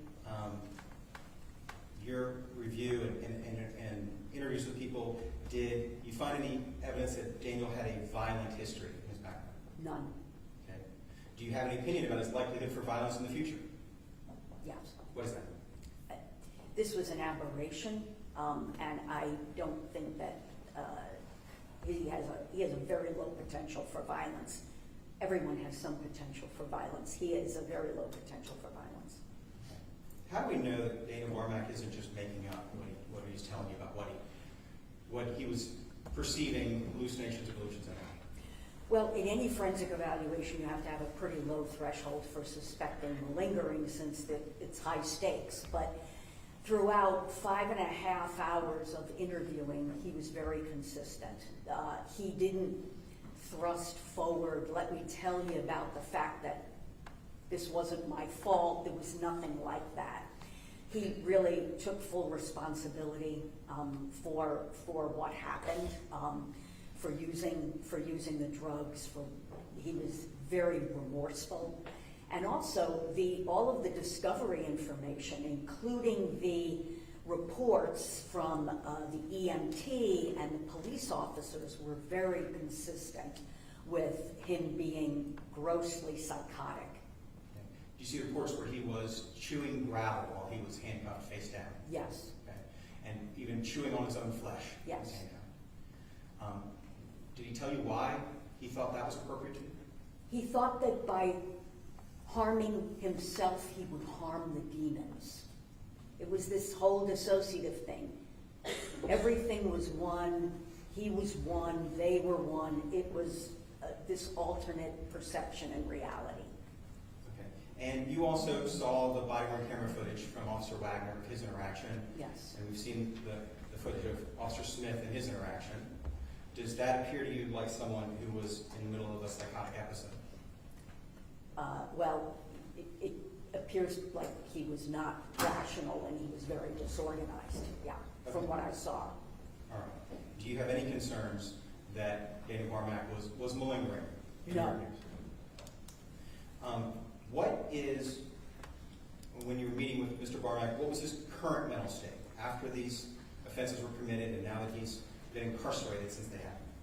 Well, he, there were some lingering effects, and that would be expected given the duration of his use, for example, of the ketamine, and the intensity of the psychotic episode. And there are reports in the literature about some lingering perceptual abnormalities, which he still had at the time that I interviewed him, and that was almost a year later. But he clearly wasn't hallucinatory, he wasn't delusional. He recognized that these things were not based in reality. And then when I interviewed him in August of this year, there was even less, there were not remnants of this. He was a little defensive about some of the religious stuff, but that was because I think that he's become very involved in Christianity, and he had a lot of kind of delusional perceptions about the book of Daniel, for example, and numbers back in the past that he no longer has. Is he still depressed? Yes. Can you explain more about that? Well, he's been depressed, chronically depressed, I think, since he's not been 9 years of age. And then, that doesn't go away, particularly given the magnitude of what he's done, and is very depressed about the effect that the fact that he took a life, the effect that had on the family of the officers. He became emotional, like a little tearful, only a few times over the course of those hours. The other 2 times were when he discussed his grandmother and his grandfather, and the other time was when he discussed his remorse over killing Officer Wagner. And he was ashamed of those tears, and he moved his head away from the camera so that I kind of wouldn't see them. And that was another indication to me that, he wasn't, there was no evidence of malingering, but that he wasn't being in any way theatrical or dramatic about this. But he expressed to you his remorse for what had happened? Yes. And were you aware if he's done anything in the jail since then to try to help himself or change his behavior? Well, I know that he is converted to Christianity, and he's in a Bible study group. He also tutors other inmates for the GED. Apparently there was a teacher who helps inmates with their GED, and he was assisting her. She went out on medical leave. He was going to be involved with her and working on tutoring inmates. Just want to be clear then, Doctor, and I think I've done it a couple times, but I hope the court will. It's your opinion to a degree of medical certainty that the combined effect of ketamine and psilocybin that caused Daniel to experience a psychotic break from reality on June 16, 2023, correct? Yes. And your opinion, it was this psychotic break that caused him to be violent that evening towards Officer Wagner, Ryan Warshaw, and Will Spiller, correct? Yes. And if, in your opinion, if Daniel Barmak abstains from taking drugs, is he likely to be dangerous in the future? He's not likely to be dangerous. Did Daniel Barmak know what he was doing that night? No. Everyone knows. Thank you. I'm going to move to introduce Dr. Ryan's report, which has already been submitted to the court. And I think that would be Defense Exhibit 1 if that isn't taken already. Now, any further questions? Governor, may I stand over here? Dr. Ryan, frankly, you covered much of what I was going to ask you anyway, but I do want you to please explain for the purpose of the record what disassociated means. We talked a lot about it, but I want to get a formal definition, if you would. It's basically a disruption of the normally integrated processes of consciousness, memory, behavior, emotion, cognition. Those are normally integrated. Body perception of where you are in space, for example, those are normally integrated. With dissociation, they become disintegrated. Thank you. And I want to be pretty clear to distill this into short form. The night that this happened, Mr. Barmak reported to you using 5 substances, correct? And I'll go over them just to make sure we're on the same page. The first was alcohol. Not a lot of it, but some alcohol. The second... Can you answer out loud, please?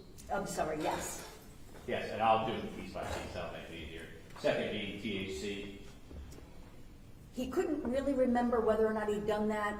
If he Okay. did, it was not just a bit. But A yes, small amount. for yeah. And the third being the amphetamine. That was prescribed. That wasn't prescribed, that's correct, Vyvanse, which was prescribed to him for ADHD. And this was a question I wanted to ask you. I didn't see it noted in the report. You may not know. If you don't, that's fine. But did he report to you whether or not he was abusing that, or was he only taking the prescription? He had taken only the prescription that day. There were times when he did abuse stimulants and illicitly purchased Adderall. At least that day he said, I just took the prescription. Yes. Okay. The fourth being psilocybin or magic mushrooms. Yes, And the fifth being ketamine. correct. Now, you can correct me if I'm wrong here, and I'm talking in terms of psychiatric, not in terms of toxicology, because you're not a toxicologist, right? Correct. Okay. So you're talking about, especially with ketamine and mushrooms, but also potentially with alcohol and THC, but all 4 of those substances can have dissociative properties, correct? Or is it just the 2? Cannabis it's unusual and can also produce in vulnerable individuals psychotic episodes too. So you mentioned the alcohol, you'd have to have a lot of alcohol. A lot. And he vomited off the deck or whatever, and I think there was not detectable in his bloodstream. Okay. Well, maybe let me ask this a different way. 4 of those substances, the alcohol, the THC, the mushrooms, the ketamine, you would take all of those recreationally to alter your perception of reality, or to go to someplace else, or to have some effect outside of the normal behaviors. Correct. Okay. And so, and you talked about this in brief, but he had been either using or abusing any one of those 4 substances for, other than ketamine, so we'll talk about that in a second, so 3. So THC, alcohol, and mushrooms. He had some familiarity with them before this time. Yes. And he had been taking those to deal with his depressive symptoms, to escape from reality, whatever the effects of that substance were, right? Correct. And ketamine especially, I want to talk about that in particular. That has a dual effect. It's both an analgesic or a painkiller and a hallucinogen, correct? Yes. Okay. And so, and I think you kind of touched on this, but I'll make it really clear. When you combine the mushrooms and the ketamine, you're almost doubling the hallucinogenic effect, or you're going to amplify the hallucinogenic effect, correct? You know, it's not clear because there actually isn't very much on combining those 2. You anticipated the question I was about to ask you. Oh. You really haven't had, nobody's really had a lot of experience with the combination effect of ketamine and mushrooms, right? I don't have experience with that, no. Okay, and you couldn't find anything in the literature or very much about it, right? In the literature and the medical literature, no. Because people don't typically combine these 2 substances because they do the same things essentially, correct? No, they're somewhat different because they have some similar effects, but they work in different kinds of ways.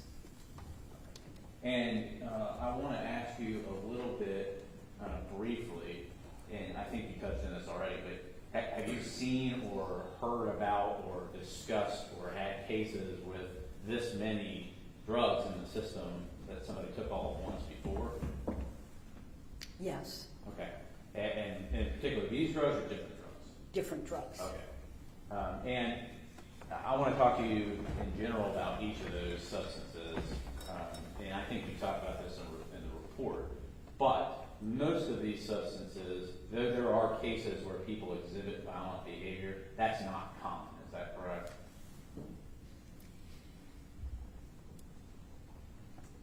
I can ask it a different way if you didn't understand. Do you need to ask it a different way? Yes. Okay, sure. Let's take ketamine for a second. Ketamine, that there are examples of people who act violent on ketamine, and you mentioned this in the report, suicidal thoughts or violence, but that's not a common effect of ketamine. Is that correct? No, or it would not be, obviously used for medicinal purposes. But again, it's used for medicinal purposes under medical supervision. So I have seen individuals who have taken ketamine for recreational purposes that have become violent. Most people just become very dissociative, and that is that's what they're looking for. And they're looking for a level of euphoria and dissociation. Okay. Typically, they don't get violent. And that leads me, I think, to when we think about how I want to ask this, because it's going to be confusing. So let me ask you in terms of just psilocybin as well. Just break it down with that. That's not something that typically makes people violent.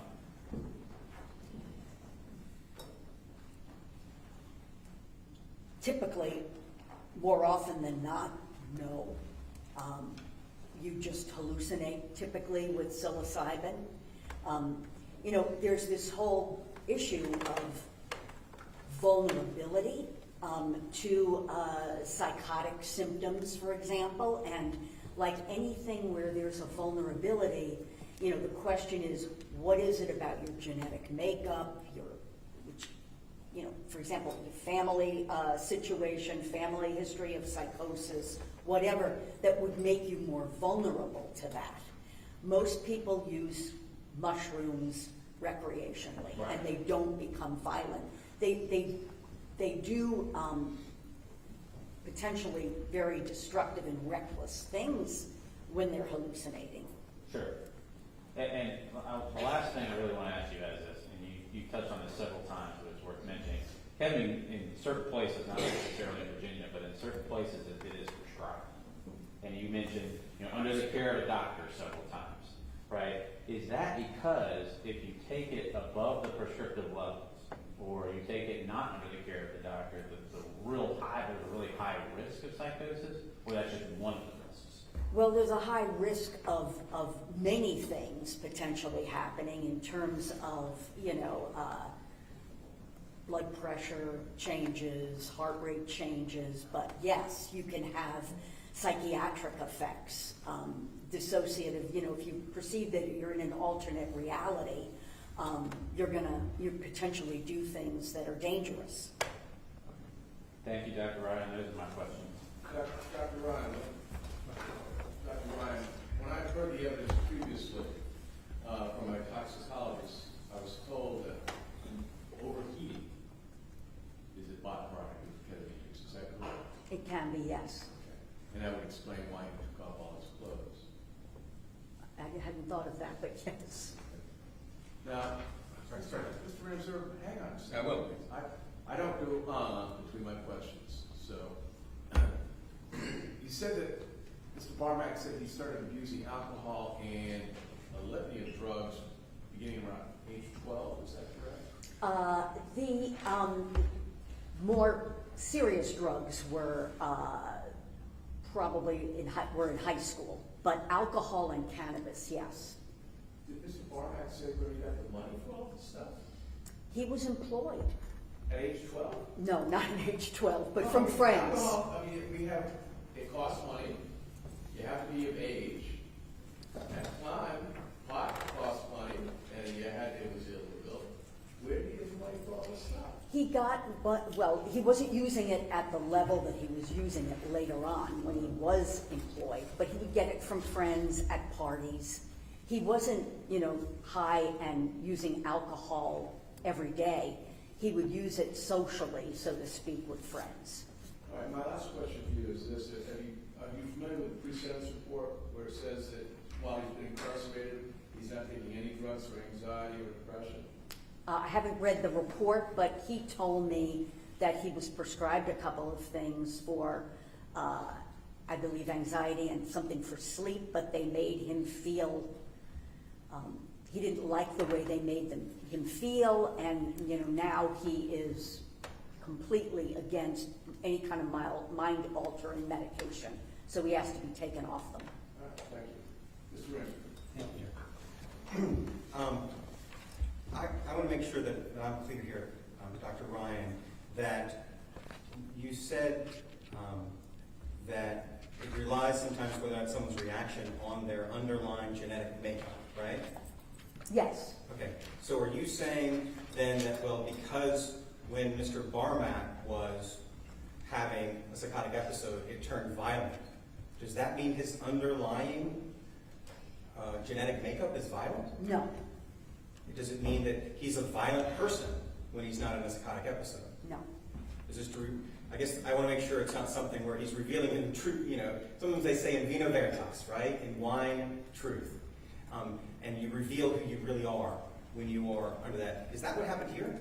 Not in my opinion, no. Okay. Is there any information that at any time when Mr. Barmak took ketamine or psilocybin or any of these other things before, that he was violent in those episodes? No.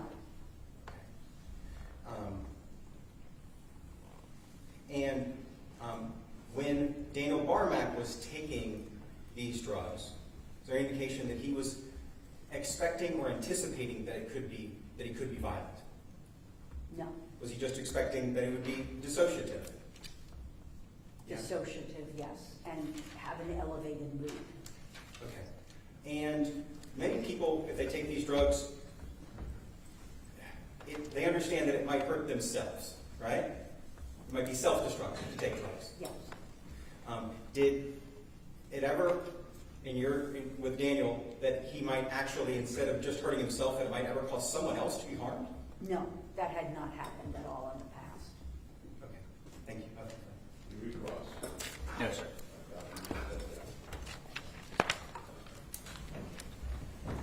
Next witness. Your Honor, our next witness is going to be Dr. Blackfelter. He's appearing via WebEx. If I might have a moment to make sure that technology is working as intended.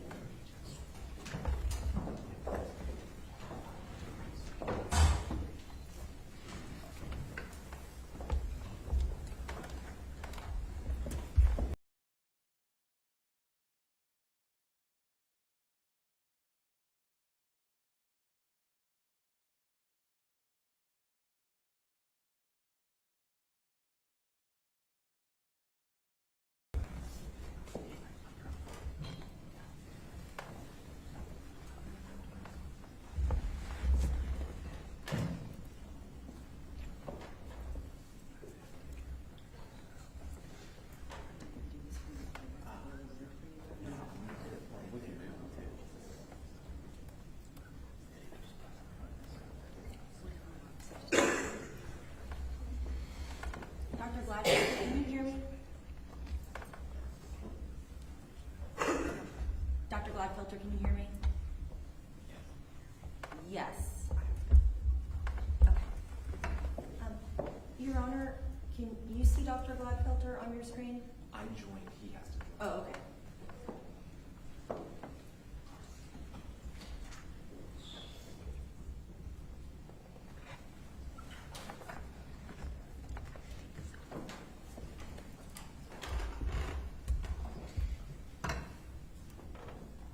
Judge, with permission, I'm going to just put the video on the screen for the court.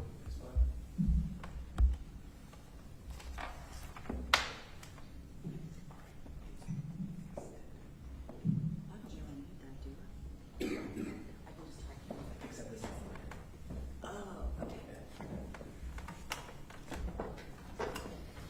Dr. Blackfelter, can you hear me? Yes. Okay.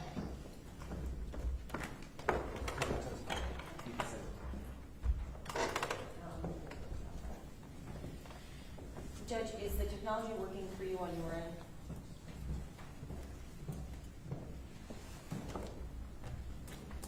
I can see me. I can't see. I can see me.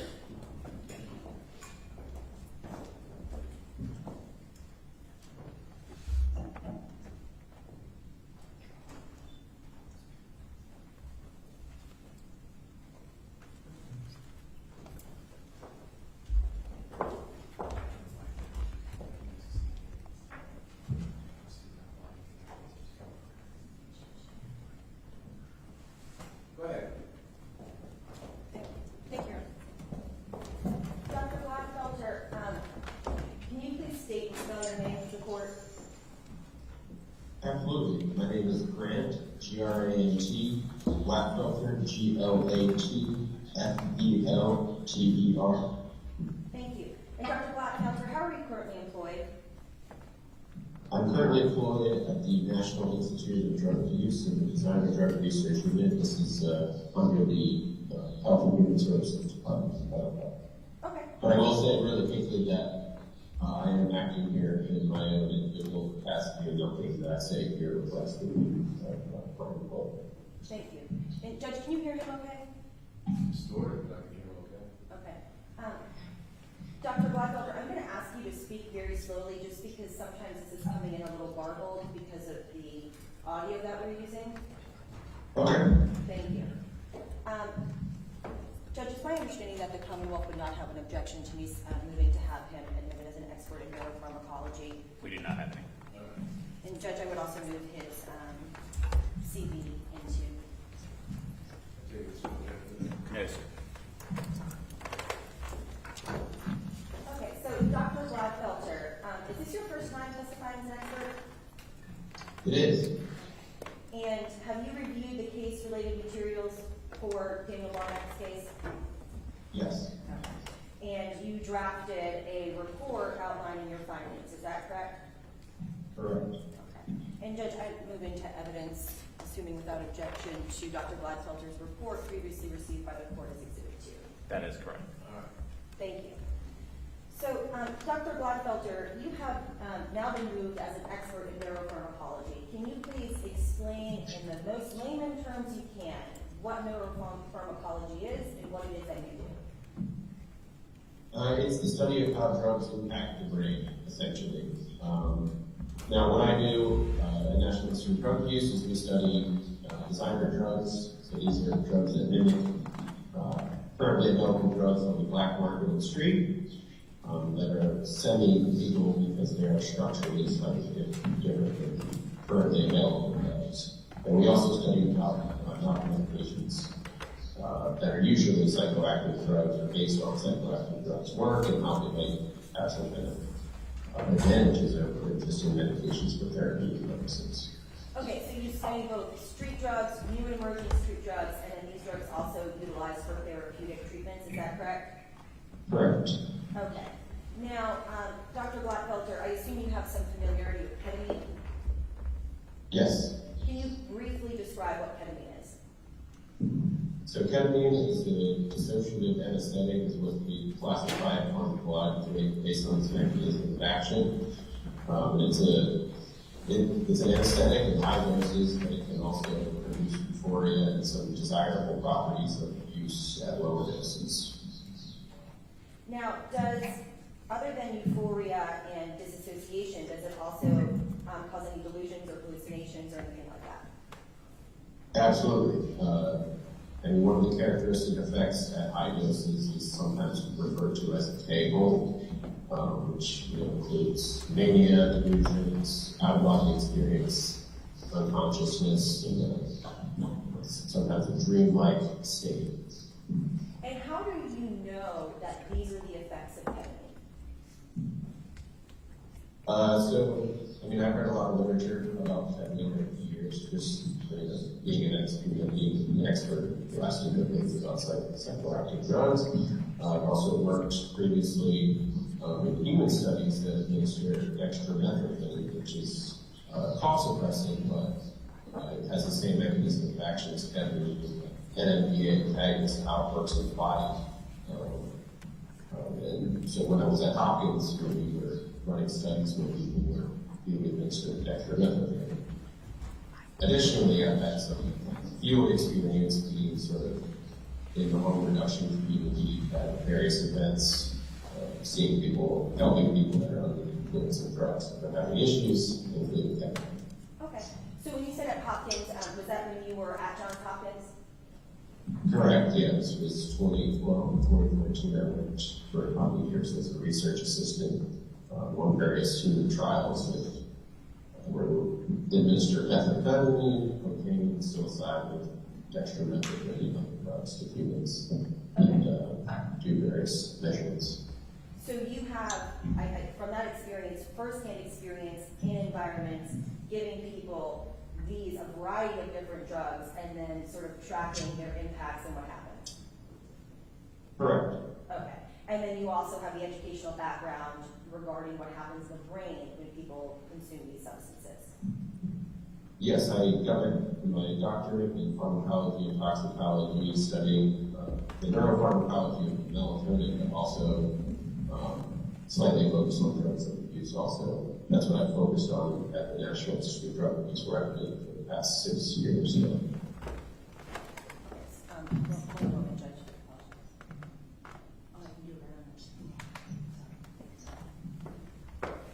So Dr. Blackfelter, that research that you were doing at Johns Hopkins, you said it was, I can't pronounce the word, but is that what the kids used to call robo-tripping? Definitely, yep. Okay. Yeah. And are you saying that that has the same chemical properties as what we would see in ketamine? Pharmacologically speaking, yeah, they're doing similar things in the body and producing a similar effect. It may not be exactly the same, but it's pretty close as far as drug effects go. And from your experiences in your knowledge base, people taking ketamine can experience severe delusions and hallucinations. Absolutely. Okay. Can you tell me a little bit about what norketamine is? So norketamine is it's a metabolite, but it's not an active metabolite. Ketamine's biotransform when you take it, many things that your body can clear, and one of those things is norketamine. And it itself is also active, so it contributes to the overall drug effect. And it's something that sometimes folks measure to get an idea of some bioaccumulation and other things that can happen with different folks.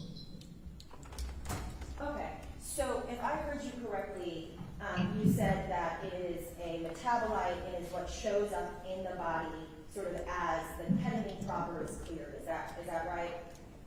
Correct, yeah, it's one of the few things. Yeah, it's one of the more focused on metabolites. I think it's more primary than some of the others. Okay. And those, the norketamine, did you say can build up in the system? It can in certain individuals under certain circumstances. For instance, if you have a bunch of other drugs on board, or depending on what you eat, depending on your genetic makeup, the enzymes that break these things down sometimes, maybe two different drugs are competing for the same, break down by the same enzymes, so you kind of overwork them and they're not able to clear things as fast. Or similar things with different foods you eat, or sometimes your enzymes are just different because of your genetic makeup. Sometimes people carry enzymes that are poor at metabolizing versus sometimes they're more rapid. So sometimes these things can make a difference in how the drug effects present themselves and how much norketamine is there or other things.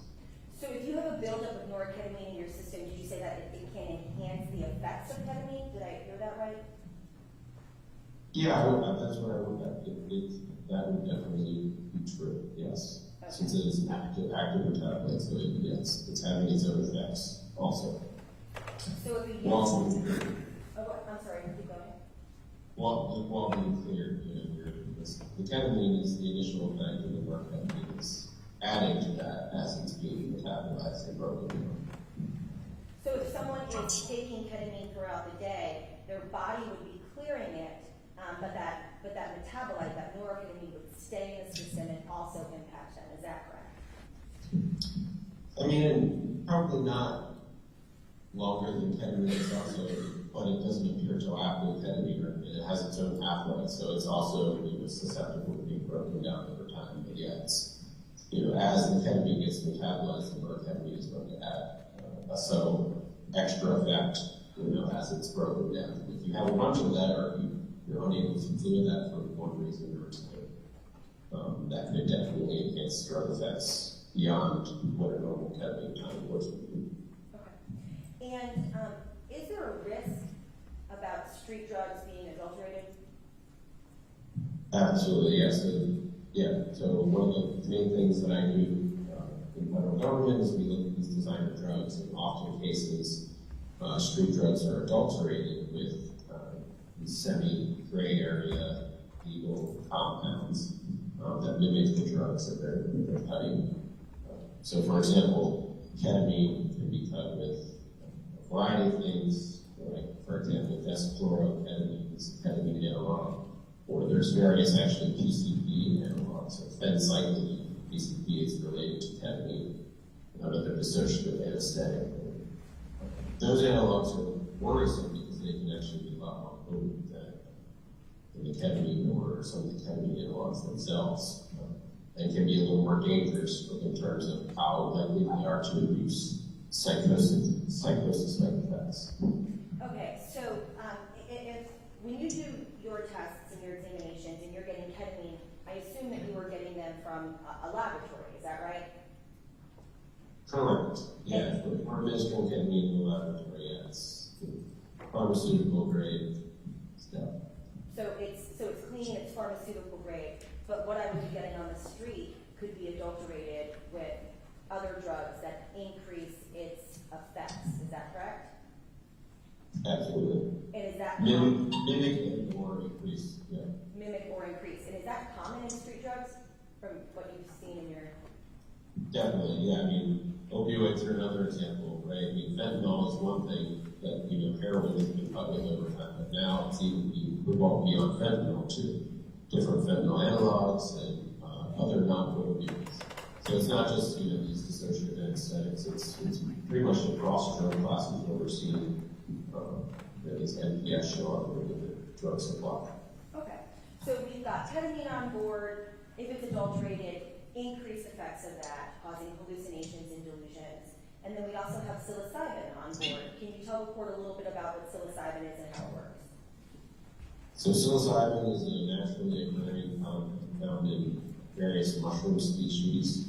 It's ingested originally for sort of spiritual sacramental purposes by various groups, indigenous groups, but it's also used recreationally by folks to induce a hallucinatory state that is desirable for some, and is also used in therapy to facilitate psychotherapy and help people with depression and addiction and other disorders. Okay, so I know you reviewed the information related to Daniel's case, and you have ketamine on board, psilocybin on board, and then additionally THC, we think, Vyvanse, and alcohol. Is that right? Correct. Okay. Can you talk to me a little bit about the effects of taking ketamine and a Vyvanse, what that looks like? So specifically those two would interact to produce a more paranoid-like state. So ketamine, I described earlier, sort of more anesthetic, more tolerant to pain, dreamlike state, and some immobility at very high doses. It's an anesthetic. But combining it with a stimulant, amphetamine, which is Vyvanse, is a prodrug, so when you take it, it essentially turns into amphetamine. This would allow sort of you to negate some of those motor incoordination or inability to move, just by the nature of what stimulant does. It's sort of the opposite type of effect. And in addition, this would also enhance the psychological type of effects. So, folks with amphetamines, they take a lot of it for something known as amphetamine psychosis, right? So it can already sort of have these effects on its own, but even when it's combined with other drugs, especially with something like ketamine or psilocybin, it can certainly have higher proclivity to induce some sort of psychotic-like state, especially those who might be already sort of susceptible to that. They already have some kind of underlying psychiatric diagnosis or problem. Okay. So, Dr. Blackfelter, in your opinion, what was the net effect of all of these drugs that Daniel consumed on his cognitive functioning on the night of this incident? It seems very clear, especially from the video evidence, that Daniel was not in control of David. It seems like he was eating rocks and various other things that are very characteristic of someone who's experiencing total psychotic break.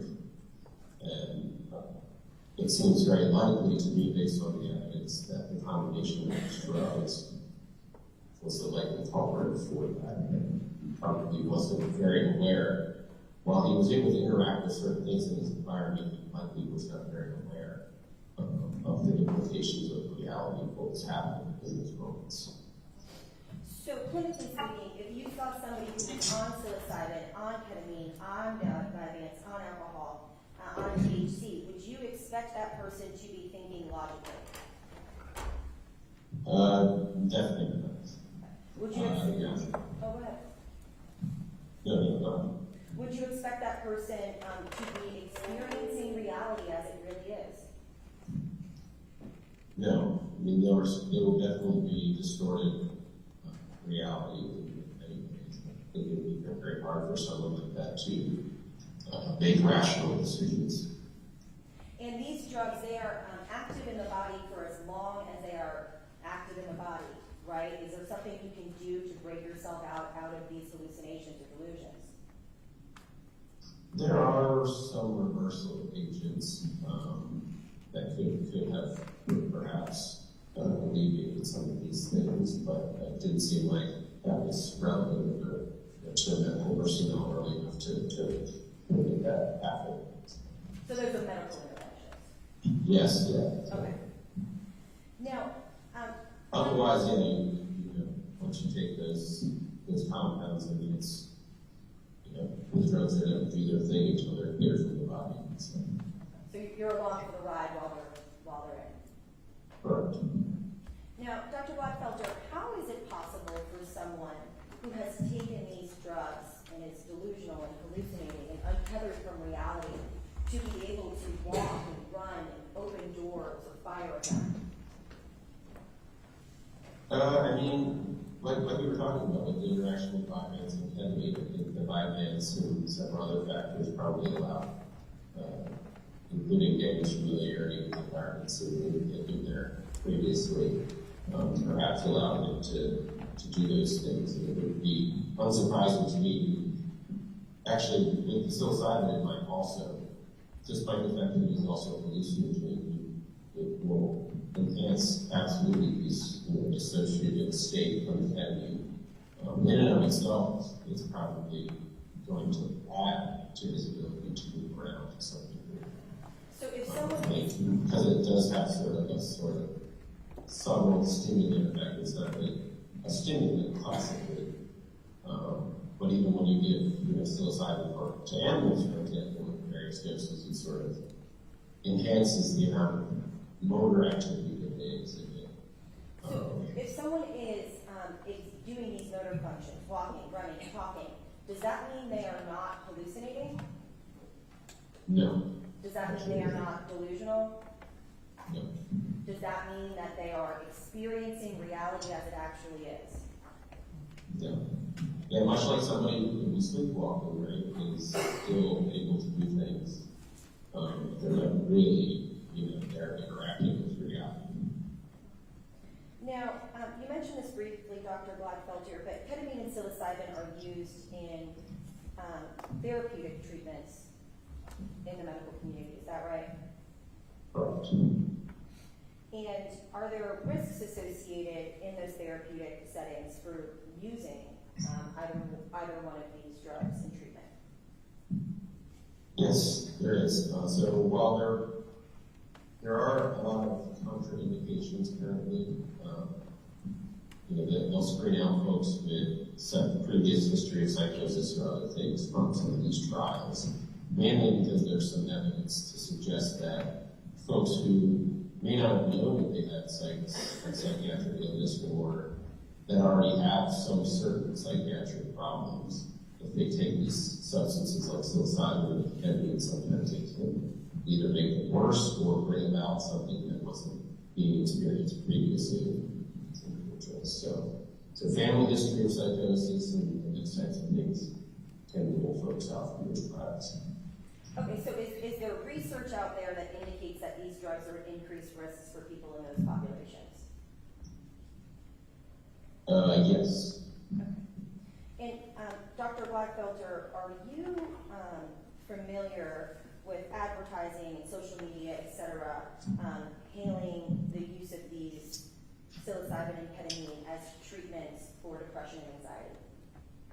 Absolutely, yeah. I mean, it's kind of hard not to have heard about it at this point. I mean, between, you know, the news and popular shows on Netflix and, you know, research or articles online, I'm sure word of mouth also.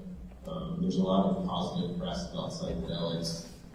Personally, I think one of the things that they unfortunately leave out from these positive messages, which, you know, I don't want to shoot down because these are potentially encouraging treatments, is the importance of the psychotherapy component in one of these trials. So, you know, you're not just giving these psychedelics and somebody's magically getting better all by themselves, right?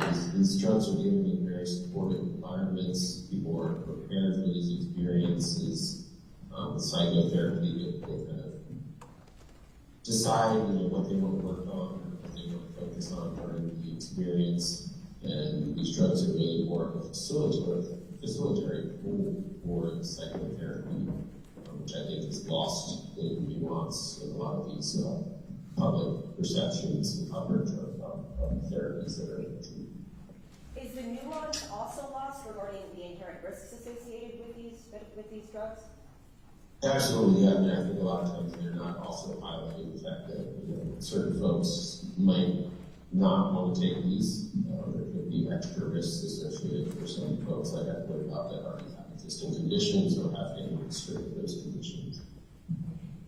And in terms of what you've seen in your research, are there documented cases of people utilizing these drugs in therapeutic settings and nevertheless having have violent or, you know, self-harm reactions to them?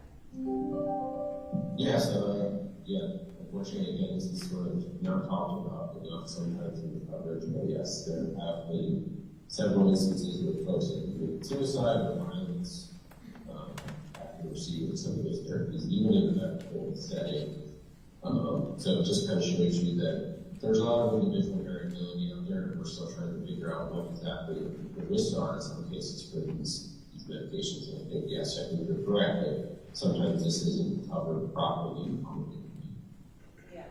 So even in therapeutic settings where there is a doctor who is supervising the administration of these drugs, providing psychotherapy, but is also, you know, with that person, unexpected, violent, and self-harming behaviors as a result, even in those controlled medical settings. Yeah. Thank you. I have nothing further. We do not have any questions, John. All right, thanks, Doctor.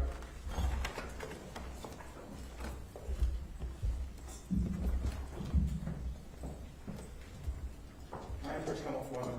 Sir.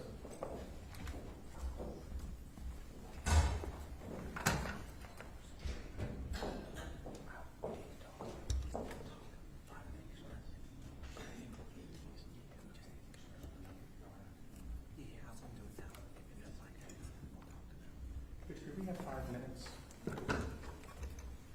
Wait, you're a lunch breaker. I don't know what the court wants to do, but Judge, just to let the court know the reason why, we're going to I'll talk. tell you what, let's go back to the chamber. Absolutely. If this is something I can do outside the presence of the defendant. Yes, yes, yes. All right, let's go back to the chambers. Okay.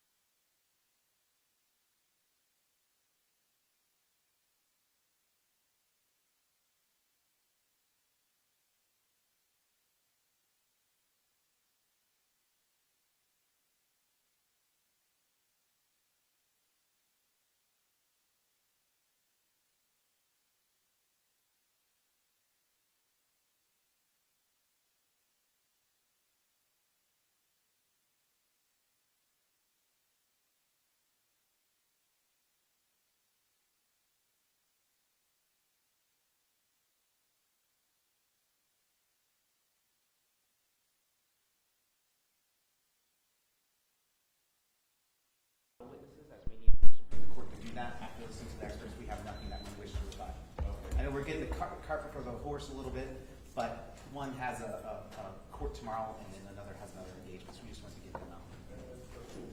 All right. I'm sorry. Thank you. Could you repeat that? Judge, again, the council's just asking permission from the court to release our rebuttal witnesses. All right. Mr. Angelo? That's fine, Judge, yeah, we agree with that, and I think it might be a good time for the court to consider taking them up. Okay, you have approximately how many witnesses? We think 3, Judge. Three. All right, ladies and gentlemen, this is a good time to break for lunch. What we're gonna do is we'll come back at 1:15. You're on your own for lunch. And we'll see you back here in the seats at 1:15. I don't want people strolling in at 1:16 or something like that. So I'll see you back here at 1:15.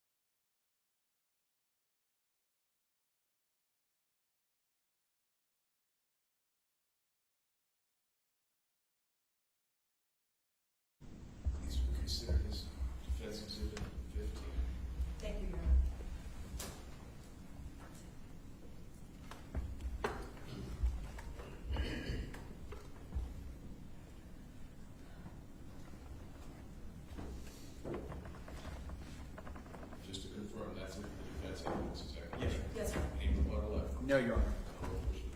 Commonwealth does.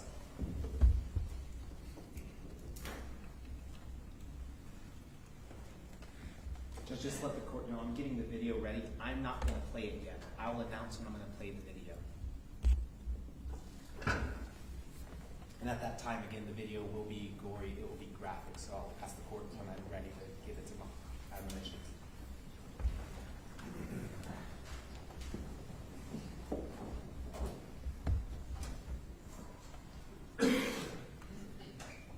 Judge, on June 16, 2023, the defendant, Mr. Barmak, took a cocktail of drugs, voluntarily, knowing.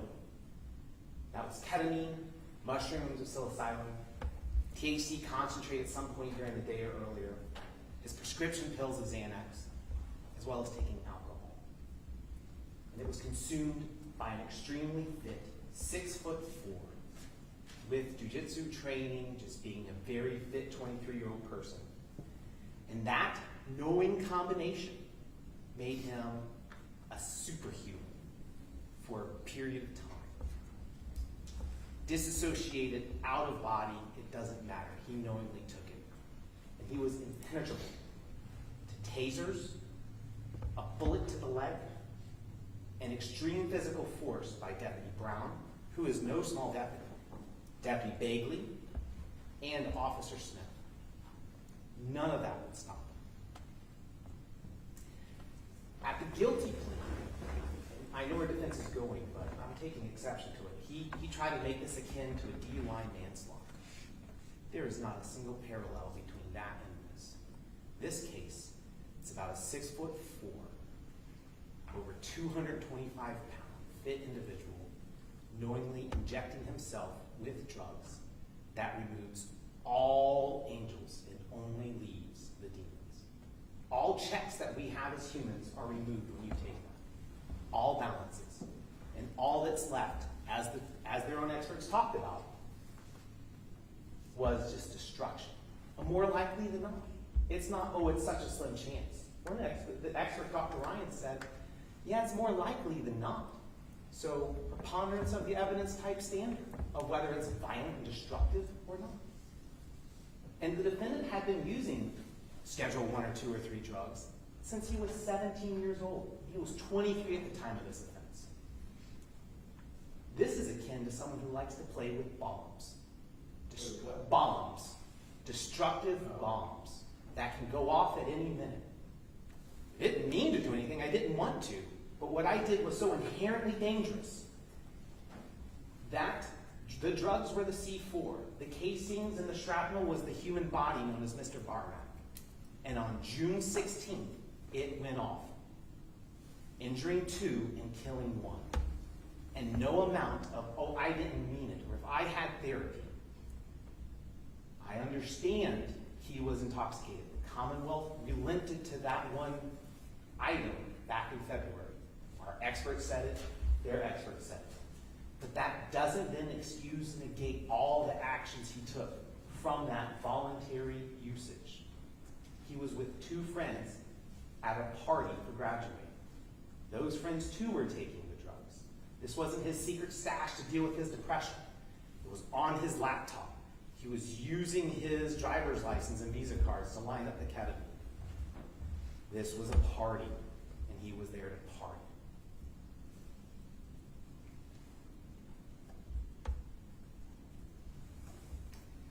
When he took those drugs, when he ingested them, as I mentioned, he not only became unstoppable. Let's first go through what Ryan and William had to go through. The court heard about it.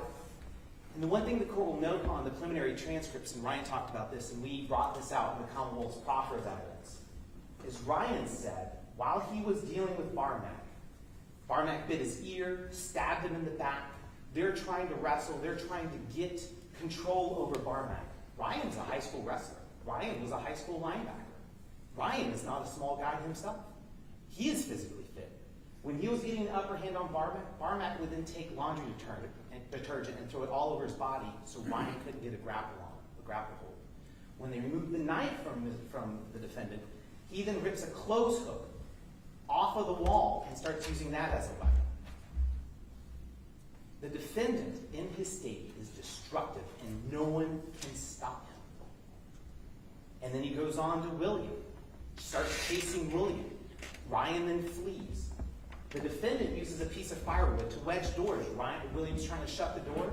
The defendant uses that piece of wood, keeps the door from shutting, then uses it as a club on William's head. Chases William throughout the house, flips back to get at William. William then runs out the house. Unbeknownst to William, Ryan was able to get to individuals to call 911. That is when the police start arriving.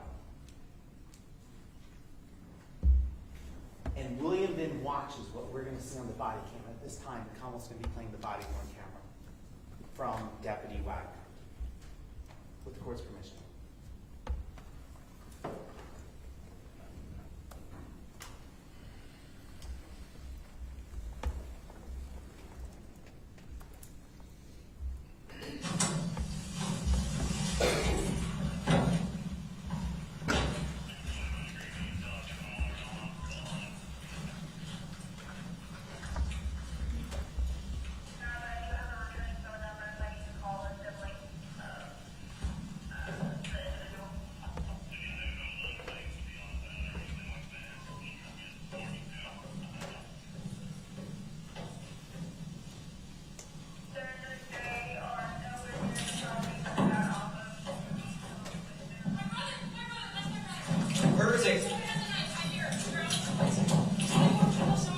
Someone's on the way.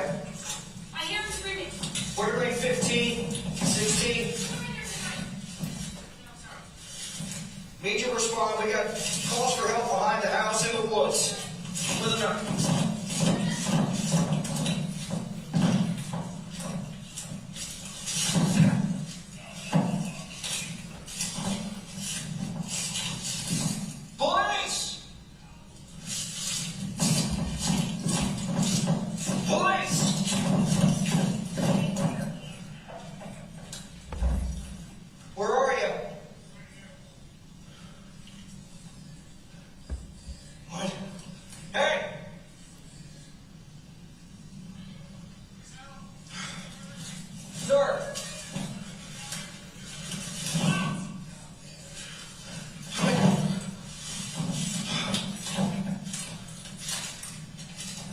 Wintergreen 15, I need you. 16, get here as fast as you can. Hey, stay right there! Stay right there! Hey! Stay! Do not move! Do not move! Stay! Stay right there! Stay right here! Stay! Stay! Hey! Back off! 15 to 16, I need you to expedite as fast as you can.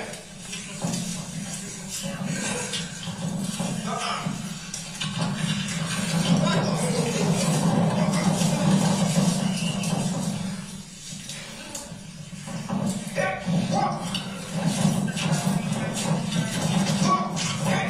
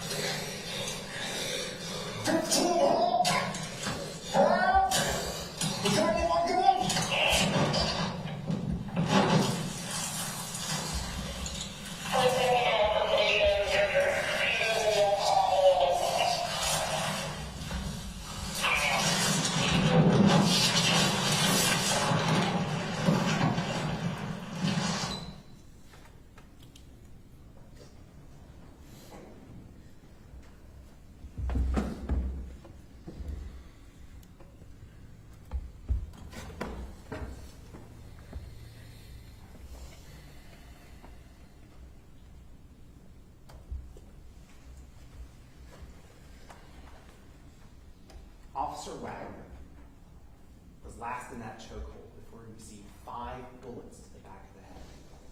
1 bullet in his abdomen. He sat there crying for help. No amount of, oh, we won't do it again, takes that away.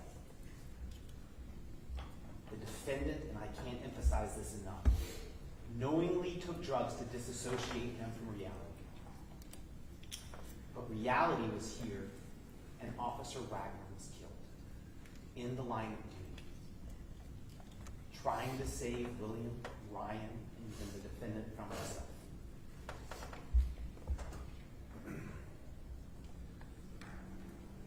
You heard from Officer Smith how Officer Smith is hearing everything that's going on, the cries for help. You can see Officer Smith making the drive, driving faster as the calls are getting frantic. You can see Officer Smith arriving there and then interacting with the defendant. But for then Deputy Bagley and Deputy Brown arriving, there would have been a second casualty, and that would have been Officer Smith. Because instead of shooting and killing Barmak, he decided to engage physically, going straight for a taser. And the court saw from his video the taser had been no effect. And then the defendant instantly goes after Deputy Smith's M4. Thankfully, Deputy Bagley steps in, intervenes, and then they wrestle for over 1.5 minutes with the defendant, 3 grown human beings, struggling, not knowing what's going on. Then, of course, you see from Deputy Smith's body-worn camera where he goes to see where his partner, his shift partner, his friend is at. Sees his pistol and his light off on one side, which is a distance away from the body, and where the victim was lying, where Officer Wagner was. That was caused by the defendant. And you get to hear, and you heard from his body-worn camera now, just absolute anguish that it was his friend, and it was his shift partner who was dead. And he's telling everyone what's going on, and he sees the defendant still fighting and wrestling with the officers. And again, Judge, this Commonwealth cannot point out enough. The actions of the defendant were absolutely foreseeable. He wanted to break from reality. And that is what he got every time he took the drugs. He researched it. He looked it up. He told the experts he did. And when you disassociate yourself from reality, you then get exactly that. You are not yourself. You don't have your morality. You don't have your checks and balances. This case is the poster child of drugs are not harmless. People will die if you use them, sometimes at your own hands. And it's not the drugs who did the killing. It was you. And that's the travesty in this case. And that is why it's second-degree murder, even with intoxication, because the law does not allow any mitigation beyond that. That's what the Commonwealth wants to make sure that we have. So, Judge, I talked about the brutality of that day. And now I want to go into a little bit of the emotional trauma and the effects of what happened. Let's go into the Wagner family first. This court heard from the father. He lost a son. His children lost a brother. Not only did they lose that family member, Dan, Officer Wagner was also financial support for his family. And that was a big piece for how they made it. Officer Wagner bought the house for his dad and his siblings so that they would have a place to live. And that's gone. Not just the love. The love is the most important part. But that is an impact that is now taken away. The grandparents lost a grandson. Uncles lost their nephew. Then there's Officer Smith. He's still struggling with survivor's guilt. Why wasn't it me? Why not? Why did it have to be Chris? You heard him talk about where he's walked away full time as an officer. He's now going into EMS. There's Chief Russell. He lost his son in the law, one of his police officers. He lost someone that was irreplaceable. Chris had such an amazing impact on Wintergreen, on the county, and the office of the Commonwealth's Attorney. He is gone. and that effect is there. Then there's William and Ryan. This court has William's victim impact statement. And you can see where he ended on his impact statement, that Barmak told me he was going to kill someone, and he did. He's a danger to myself and others. The impact emotionally, not just physically, he got the firewood in the face and the knives in his friends and being chased around, but he has that issue and that trauma. So there's no amount of, oh, I was only high that makes this any better or should mitigate anything. Again, that mitigation was done in February.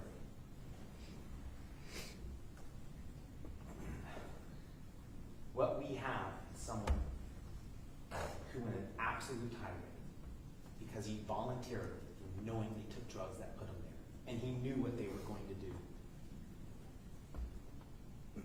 So now we get to the now what. This Commonwealth, of course, court has its mandatory sentence. It's the minimum and the maximum on the firearm, so the 3 years. This Commonwealth is asking for 40 years on the murder charge, none suspended, active sentence. Commonwealth is also asking for 10 years active on each malicious wounding as a minimum. The Commonwealth would submit that this case meets the maximum of every single charge. But if this court wishes to make sure that there's suspended time for when there is a release, that those would be the 2 charges to give any type of suspended time. What the Commonwealth is asking for is a minimum of 63 years active. I would again submit that 83 would be sufficient under the law and the facts of this case. Any type of life that the defendant would have from being released from incarceration is more than what he gave Officer Wagner. Any type of release from there is a longer life than what Officer Wagner was allowed to live. And it was snuffed out. Barmak snuffed out a beautiful life. Officer Wagner, a son, an uncle, a friend, and a brother. And again, Officer Wagner's life was taken because the 6 shots, the 5 shots to the back of the head and to the abdomen. It was no accidental discharge. It was a complete discharge. Now it would be the request of the Commonwealth. That's close.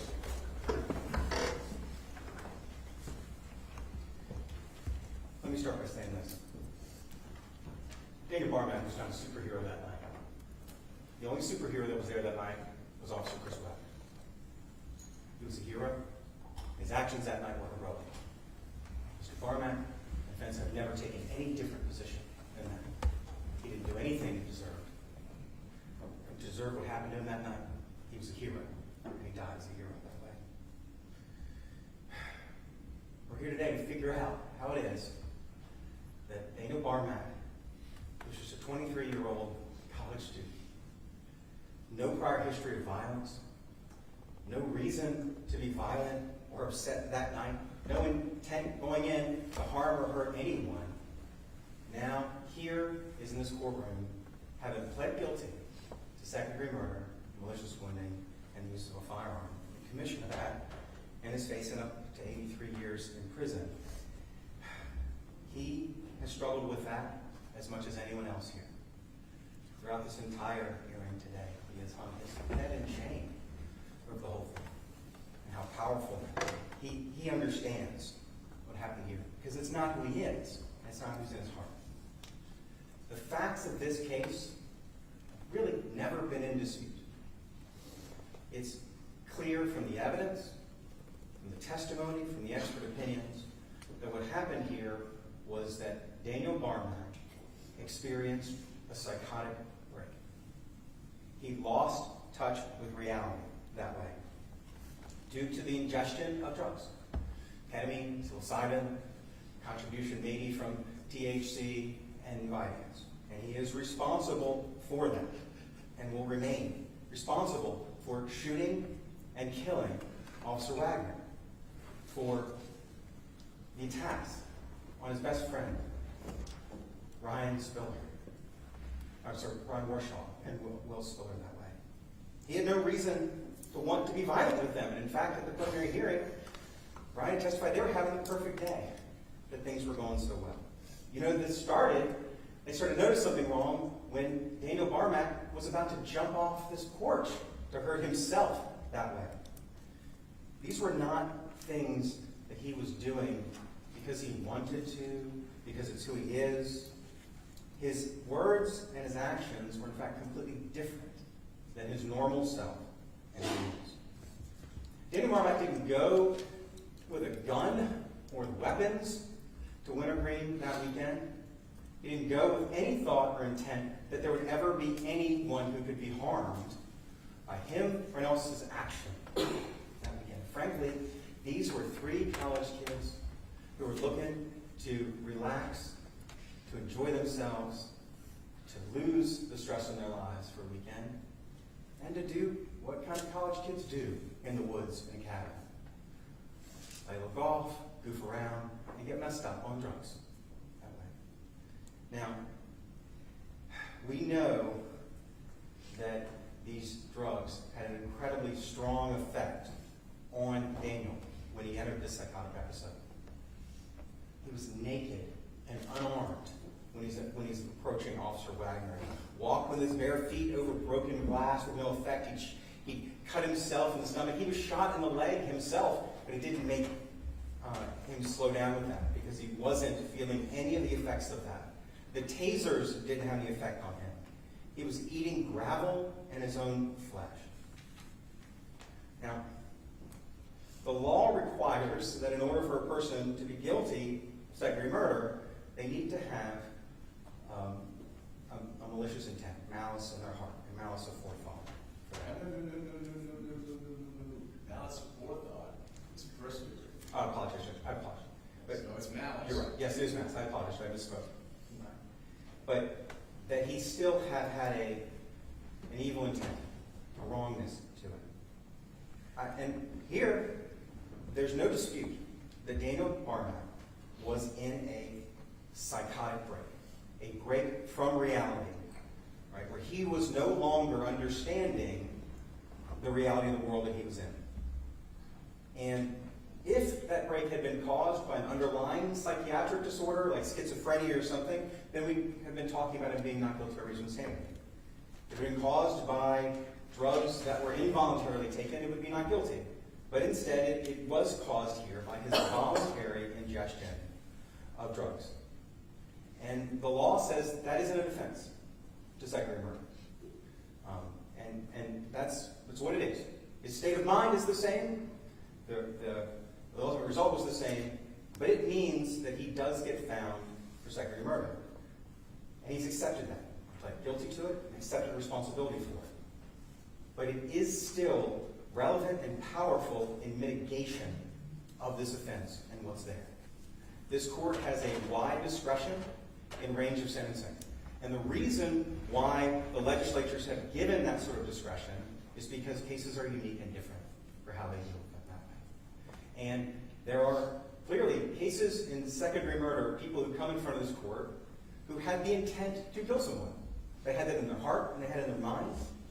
And they went out and they did it, and it happened. That's not Mr. Barmak. That's also a first degree. It It's not is. second degree. Well, certainly the court understands, everything's presumed. It's an element of first degree murder. It We're is. not dealing with that. You're right, Judge. But I'll go back to it, whether or not he needs to have malice that way. And I think it's clear under the law, because the court can also can infer malice through use of firearms. Right? That's allowed to here. We're not in a position we can ever rebut that in the law with his voluntary ingestion of drugs. That's not a defense, and the law has said that.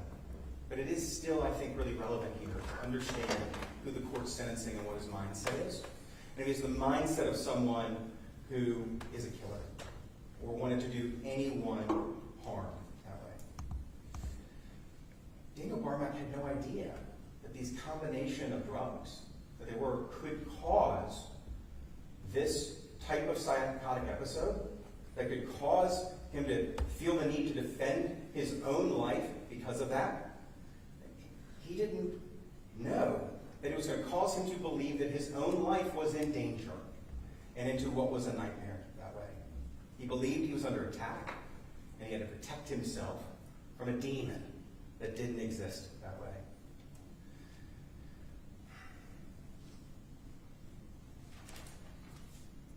The law says that he's guilty of second murder, and he's accepted it. He's come here and admitted it, and we're not trying to do anything else. I will tell the court, since this happened, since this offense, I think that Daniel Barmak has done everything he can to try to demonstrate his remorse, his acceptance of responsibility for the mistakes that he made.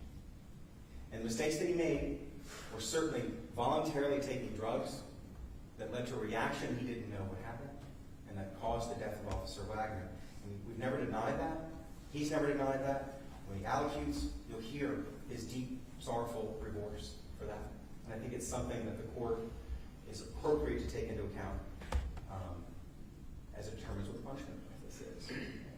There's a range here. And I guess I found myself questioning, what's the purpose of the range at times? And I think it is to take those situations where you have someone who's shown that they were never violent, aren't a violent person, but ends up in a unique situation, to show them the kind of mercy that is available under the law that way. Now, I do want to say, I've struggled with how does this work? Because I see someone in Mr. Barmak's situation who didn't go out wishing anyone to die. And it does remind me, as Mr. Rutherford pointed out, of what we see, because we feel the loss of every life. We certainly feel the loss of Officer Wagner's life here tremendously. But if Daniel Barmak had taken these drugs that night, and he had gotten behind the wheel of the car, and then he had driven, and he had hit Officer Wagner in his car, and that caused Officer Wagner's death, this would have been a manslaughter case. And an involuntary manslaughter that might get to 10 years as a maximum.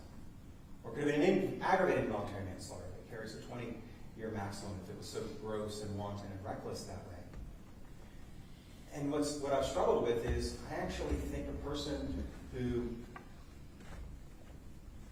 drank alcohol and chose to get behind the wheel of a car understood the danger that they were putting other people in when they got behind the wheel of that car.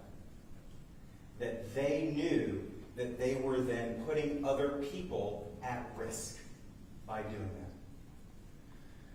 that. That isn't ever what Daniel Barmak was trying to do. His behavior that day was destructive, but it was meant to be self-destructive only. He had no idea or sense that his use of drugs to his own body were ever going to harm someone else in that situation. It had never happened before in the times he'd taken them. In his research, he hadn't seen anything to indicate that that was going to happen. He went to a cabin in the middle of the woods with no weapons and took those drugs in what he thought was a safe space, in a way that had happened before and had not caused him to have these kinds of psychotic breaks, to cause him to have violent delusions like he was.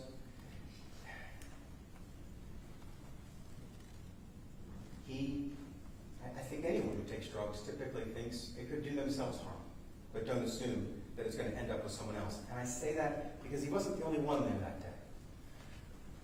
Ryan Warshaw, Will Spiller, they were all taking the psilocybin that was there. And could that have caused any of them to be this? It could have, and it didn't, thank God. And instead, unfortunately, what happened was they were hurt as a result.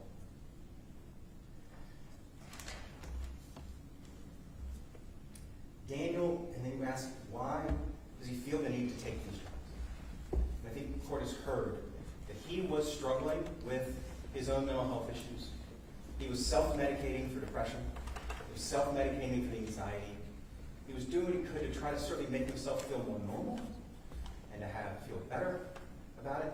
Never to bring harm or sadness to someone, but to take that from himself, what was there. It was the wrong way to do it. Absolutely.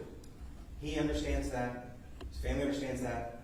There are mistakes that were there. No one should do this. But it was never, again, intended to cause harm to anyone. He dealt with a lot. I can't imagine. Just as everyone's dealing with the loss of Officer Wagner, we all feel that pain and handle it in different ways. Daniel didn't handle it in a way that was great for his mental health and well-being, and he didn't do it. But it's not who he is. We know who he is because we've seen who he is. We've seen and heard from the people who say good things about him. He was a college student trying to do well, trying to support his family too, trying to support himself, grieving over the loss of those he loved, trying to enjoy time with his friends. Now, and he was also, to be frank with you, for a lot of this, he was a child. 9 years old when he lost his mother, 12 years old when he lost his grandmother, struggling the way children do to deal with those situations. You know, kids can be smart, and Daniel certainly was smart, and they can also be very, very dumb at times with how they react to the problems that are there. And he didn't react to it the right way. He held it inside. He hid it from people. He did things he shouldn't have, to use drugs to cope with that in other ways. Now, since this has happened, since he's come out of the psychotic break, since he woke up from a nightmare that he discovered, unfortunately, was real, but he didn't know at the time, he's done everything he can to still demonstrate who he really is. He's not a single infraction in the almost 2.5 years that he's been in the jail. He's tried to use his time there to take classes, to help other people, to help teach GED that way. He's partaken in the substance abuse stuff that's there, the mental health things that are there. Now, he's, admittedly, I think he's worried some about, he doesn't ever want to have to take any drugs, but he knows he's going to have to get mental health treatment and take whatever medication he needs to make sure that he doesn't get down a depressive road anymore. He doesn't ever want to take a drug that could alter his mind in a way that could risk him having this kind of loss of reality again. It's undisputed that but for the psychotic break that happened that night, Daniel would not have been violent. It's not who he is. It's not who's in his makeup. It's never who he was before that way. He had no idea. He had tried some of these drugs before. He had tried ketamine before. It had never made him violent. It had never made him have a psychotic break. Dissociation is different, but never this. He tried psilocybin before. It never made him violent. It had never made him have a psychotic break this way. He had done a little research to see, and nothing told him that that was going to happen. He didn't have any reason to believe it would ever happen like that. And frankly, there are a lot of people who use these things every single day and it doesn't happen. And they're lucky, I guess, but it also isn't common.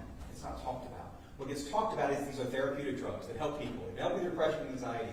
And for someone who comes from a background that says, don't admit that you have weakness, don't admit that you have mental illness, don't get help with that, tough it out and be a man, this was what seemed like the acceptable way for him to quietly and secretly handle some of the problems so he could continue to try to live his life and do what he could.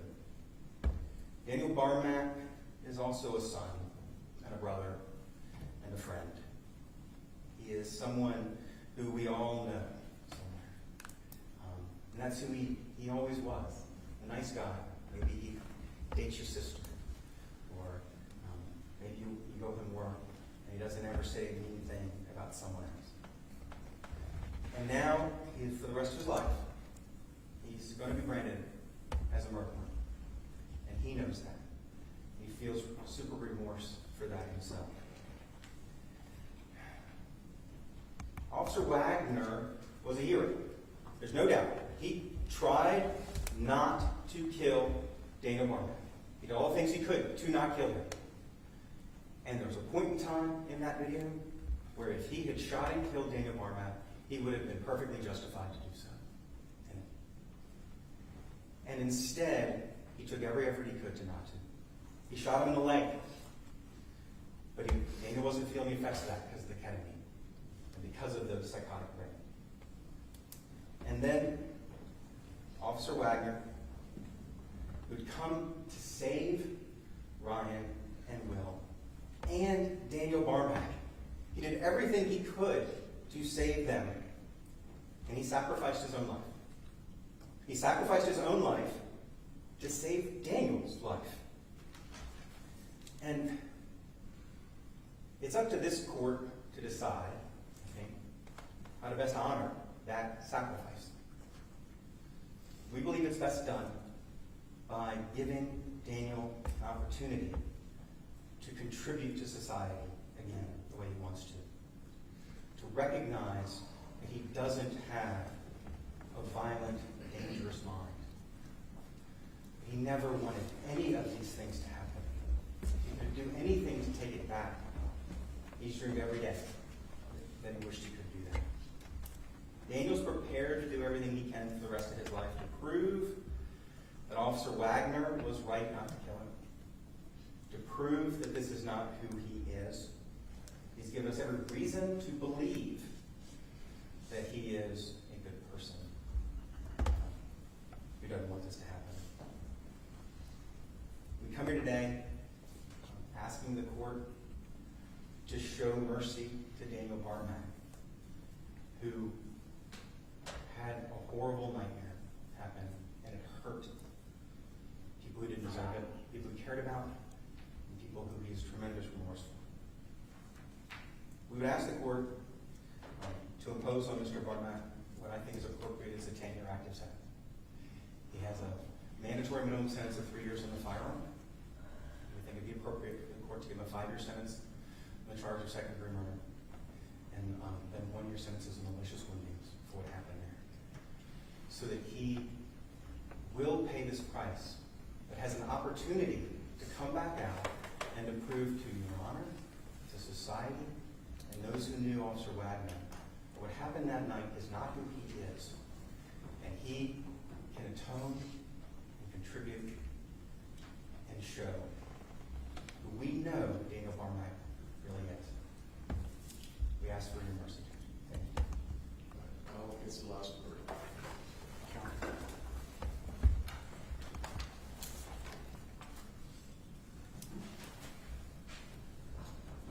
As I said earlier, this is nothing akin to some drunk driving case.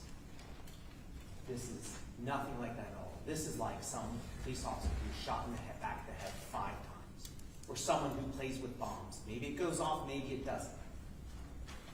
This wasn't an accident. These were deliberate decisions that led to a foreseeable end, and that end was being out of one's mind. That end was being out of one's mind and using their physical force, their prior jiu-jitsu training, being a weapon in and of themselves to take the weapon of Deputy Wagner and kill them. Judge, that is the travesty in all this. Officer Wagner did sacrifice his life. He did have a life worth living, as everyone does in this Commonwealth. But at the same time, such horrendous acts can't just be waved away with oops or I was high. Sometimes such heinous acts have to be met with a just and firm sentence. To tell other people, this is not tolerated.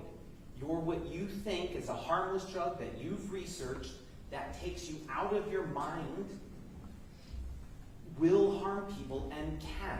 I don't care what they say they read on the internet. I do know from reality of seeing it. When you're taken away from your body, you yourself are then the weapon. And if you can't control yourself, you are as dangerous as a bomb. There's nothing that will stop you, and when you go off, everything around you is destroyed. And with that, Judge, we ask that you impose a minimum of 63 years. For the brutality of what happened, it is justified under second-degree murder for the malicious woundings and for use of the firearm. All right, before I ask Mr. Barmak to stand up and address the audience, sentencing in a murder case is never easy. It's the exact opposite. I don't take sentencing lightly, even in any case. This is the toughest ones that you have to deal with. At some point, I'm going to make at least one side, oftentimes both sides, very unhappy, very upset. If you don't think you can hear what is about to happen without outburst, without demonstration, without any action at all, leave now. All right, please stand, sir.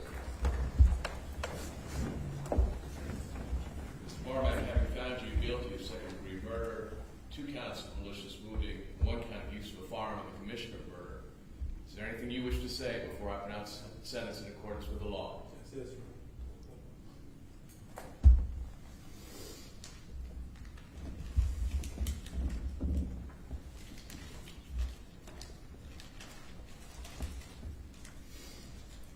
Your Honor, I want to start by saying how incredibly sorry I am for my actions that night. What I did irreparably changed the courses of several people's lives. And that is a reality I'm going to have to live with for the rest of my life. I really can't put into words that's guilt, remorse, and shame that I feel for the immense hurt that I put into this world. Every person I hurt that night was only trying to help save me from myself, which makes it all the more painful to cope with. Thank God, each and every day, the sacrifice Officer Wagner made, and the mercy he showed me, to spare my life when he had every right and opportunity to end it. Not only did his heroic actions spare my life, but also save the lives of Ryan and Will. That sacrifice is something that I may never live up to, but every day that I live, I will continue to try and atone for my actions of that night.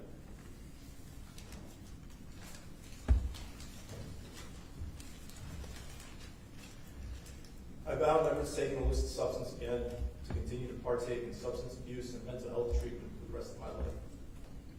My decision to use mind-altering substances cost a brave man his life. Physically harmed 2 people and emotionally scarred countless others. That is inexcusable. That is something that will never happen again. Frequently deal with nightmares due to my actions, serve as a constant reminder of the terrible pain that I inflicted upon all the parties involved. I wish down to the very core of my being that I could take back my actions that night. I also want to make clear that I take full ownership of my actions that caused the death of Officer Wagner and hurt Ryan and Will. I see now that every person that night was trying to help me. I wish that I took that help. Instead, I reacted to that help with violence, which brings me feelings of immense shame. I've never been a violent person and would never have been violent towards Ryan, Will, and Officer Wagner if I had been in my right mind that night. It was my fault I took those drugs. It caused me to lose my mind. I will always regret that. But I did that night from a part of family that will never be able to express the remorse and guilt that courses through me on a daily basis. Christ tells us that there is no greater love than to lay down one's life for another, and I believe that Officer Wagner and his actions are the very embodiment of this love.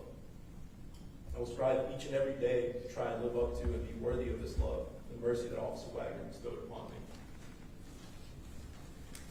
Your Honor, I want you, the Commonwealth, police force, families, every single person, family involved. I feel immense sorrow, guilt, and shame, remorse for what I did that night. I thank you for your time, and I apologize for my actions and pain, I'm sorry. I thank you for your time, and I apologize for my actions and the pain they caused that night. Thank you, Your Honor. Well, in the United States, there are several acceptable goals for a court to consider when determining the appropriate sentence for a criminal defendant. One, well, is specific deterrence. That is the ability to deter a specific defendant from committing future crimes by incapacitating him. In other words, locking him up. Secondly, there's general deterrence, to deter others from committing similar crimes because they would want to avoid similar punishment. However, many studies have shown that general deterrence generally is not particularly effective in preventing crime by others. General deterrence is usually only effective in deterring otherwise law-abiding citizens from committing crime. Third is rehabilitation. It's based on the principle that offenders can be rehabilitated and reintegrated back into society. Fourth, there's restoration, which is based on the principle that the criminal justice system should focus on repairing the harm caused by crime and restoring relationships between offenders, victims, and their communities. And finally, there's retribution, based on the principle that offenders should be punished for their crimes in a way that is proportional to the harm they have caused. And actually, a better term for that is retributive justice, because that connotes the fact that this is not public revenge, but is based on the fact that the defendant has received his constitutionally protected right to due process before society metes out a commensurate punishment. All of these goals have their proper place in American jurisprudence. Whether one or another applies depends on the facts and circumstances of a particular crime and the facts and the circumstances of a particular defendant. The Eighth Amendment to the Constitution of the United States guarantees individuals the right not to be subjected to excessive sanctions.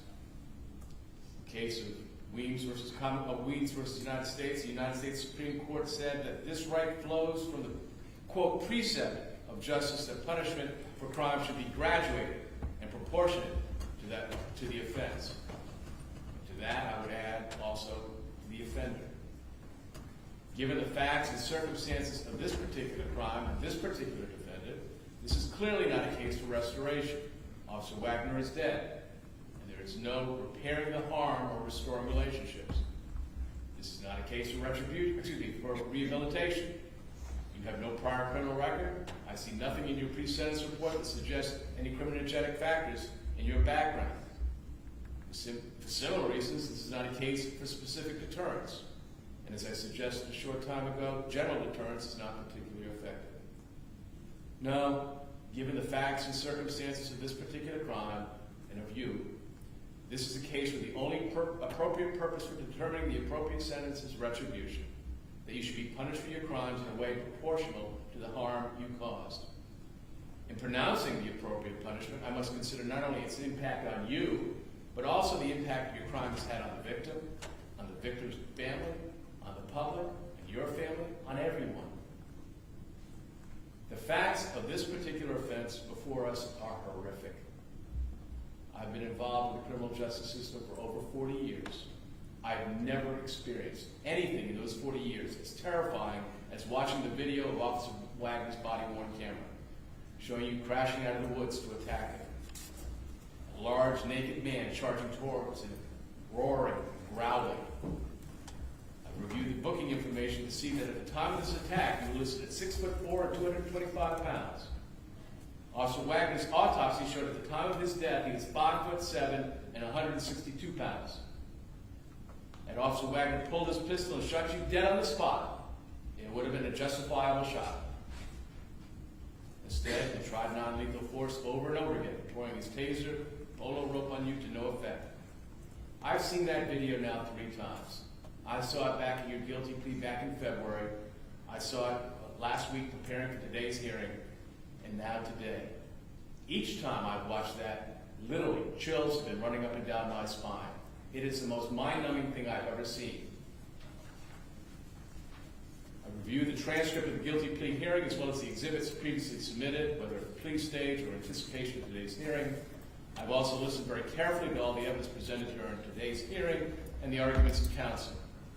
I've heard the sentencing information about your drug-induced psychosis and its impact that caused you to commit acts you did not intend and did not do willingly. While it has been acknowledged in the defense testimony, such voluntary intoxication is only a factual defense to aggravated murder. That defense recognizes that a person who is so intoxicated that they cannot premeditate or have the specific intent to kill should not face the mandatory minimum life sentence, which is the sole punishment for aggravated murder, or for first degree murder, which is punishable by 20 years to life imprisonment. The Commonwealth recognized that by reducing the charge against you to second-degree murder. While the drug-induced psychosis evidence is also admissible in the sentencing phase, any mitigating impact that may have had on your sentence as opposed to your guilt is negated by your long history of polysubstance abuse. You're a smart person. You had to know that repeatedly putting that poison in your body would someday result in you or someone else coming to significant harm. The information that is on the internet, that is on social media, is not accurate. You cannot rely on it. Not only have you taken Chris Wagner's life, but you've thrown away your own life in response. The Virginia General Assembly, mindful of the constitutional mandate that punishment for crime should be graduated as proportional proportionate to the facts of the offense and the defendant's history, has established a range of punishment for second-degree murder at a term of imprisonment from 5 years to 40 years. For malicious wounding, at a term of imprisonment from 5 years to 20 years.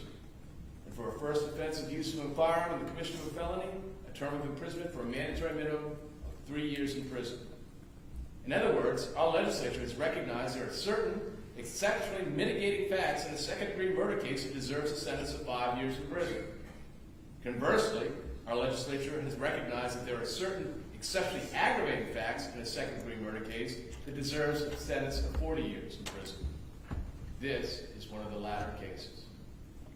You showed a complete wanton and reckless disregard for the consequences of voluntarily ingesting a toxic combination of alcohol, marijuana, psilocybin, Vyvanse, and ketamine, and as a direct result, a young police officer, a young man who instead of choosing to ingest drugs, chose to become a police officer charged with protecting persons and property and serving the public.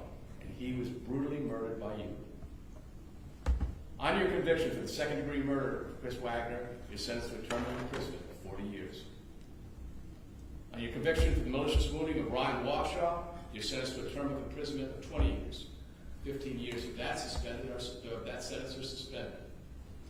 On your conviction for the malicious wounding of William Spiller, you're sentenced to a term of imprisonment of 20 years. That malicious wounding sentence is suspended in its entirety.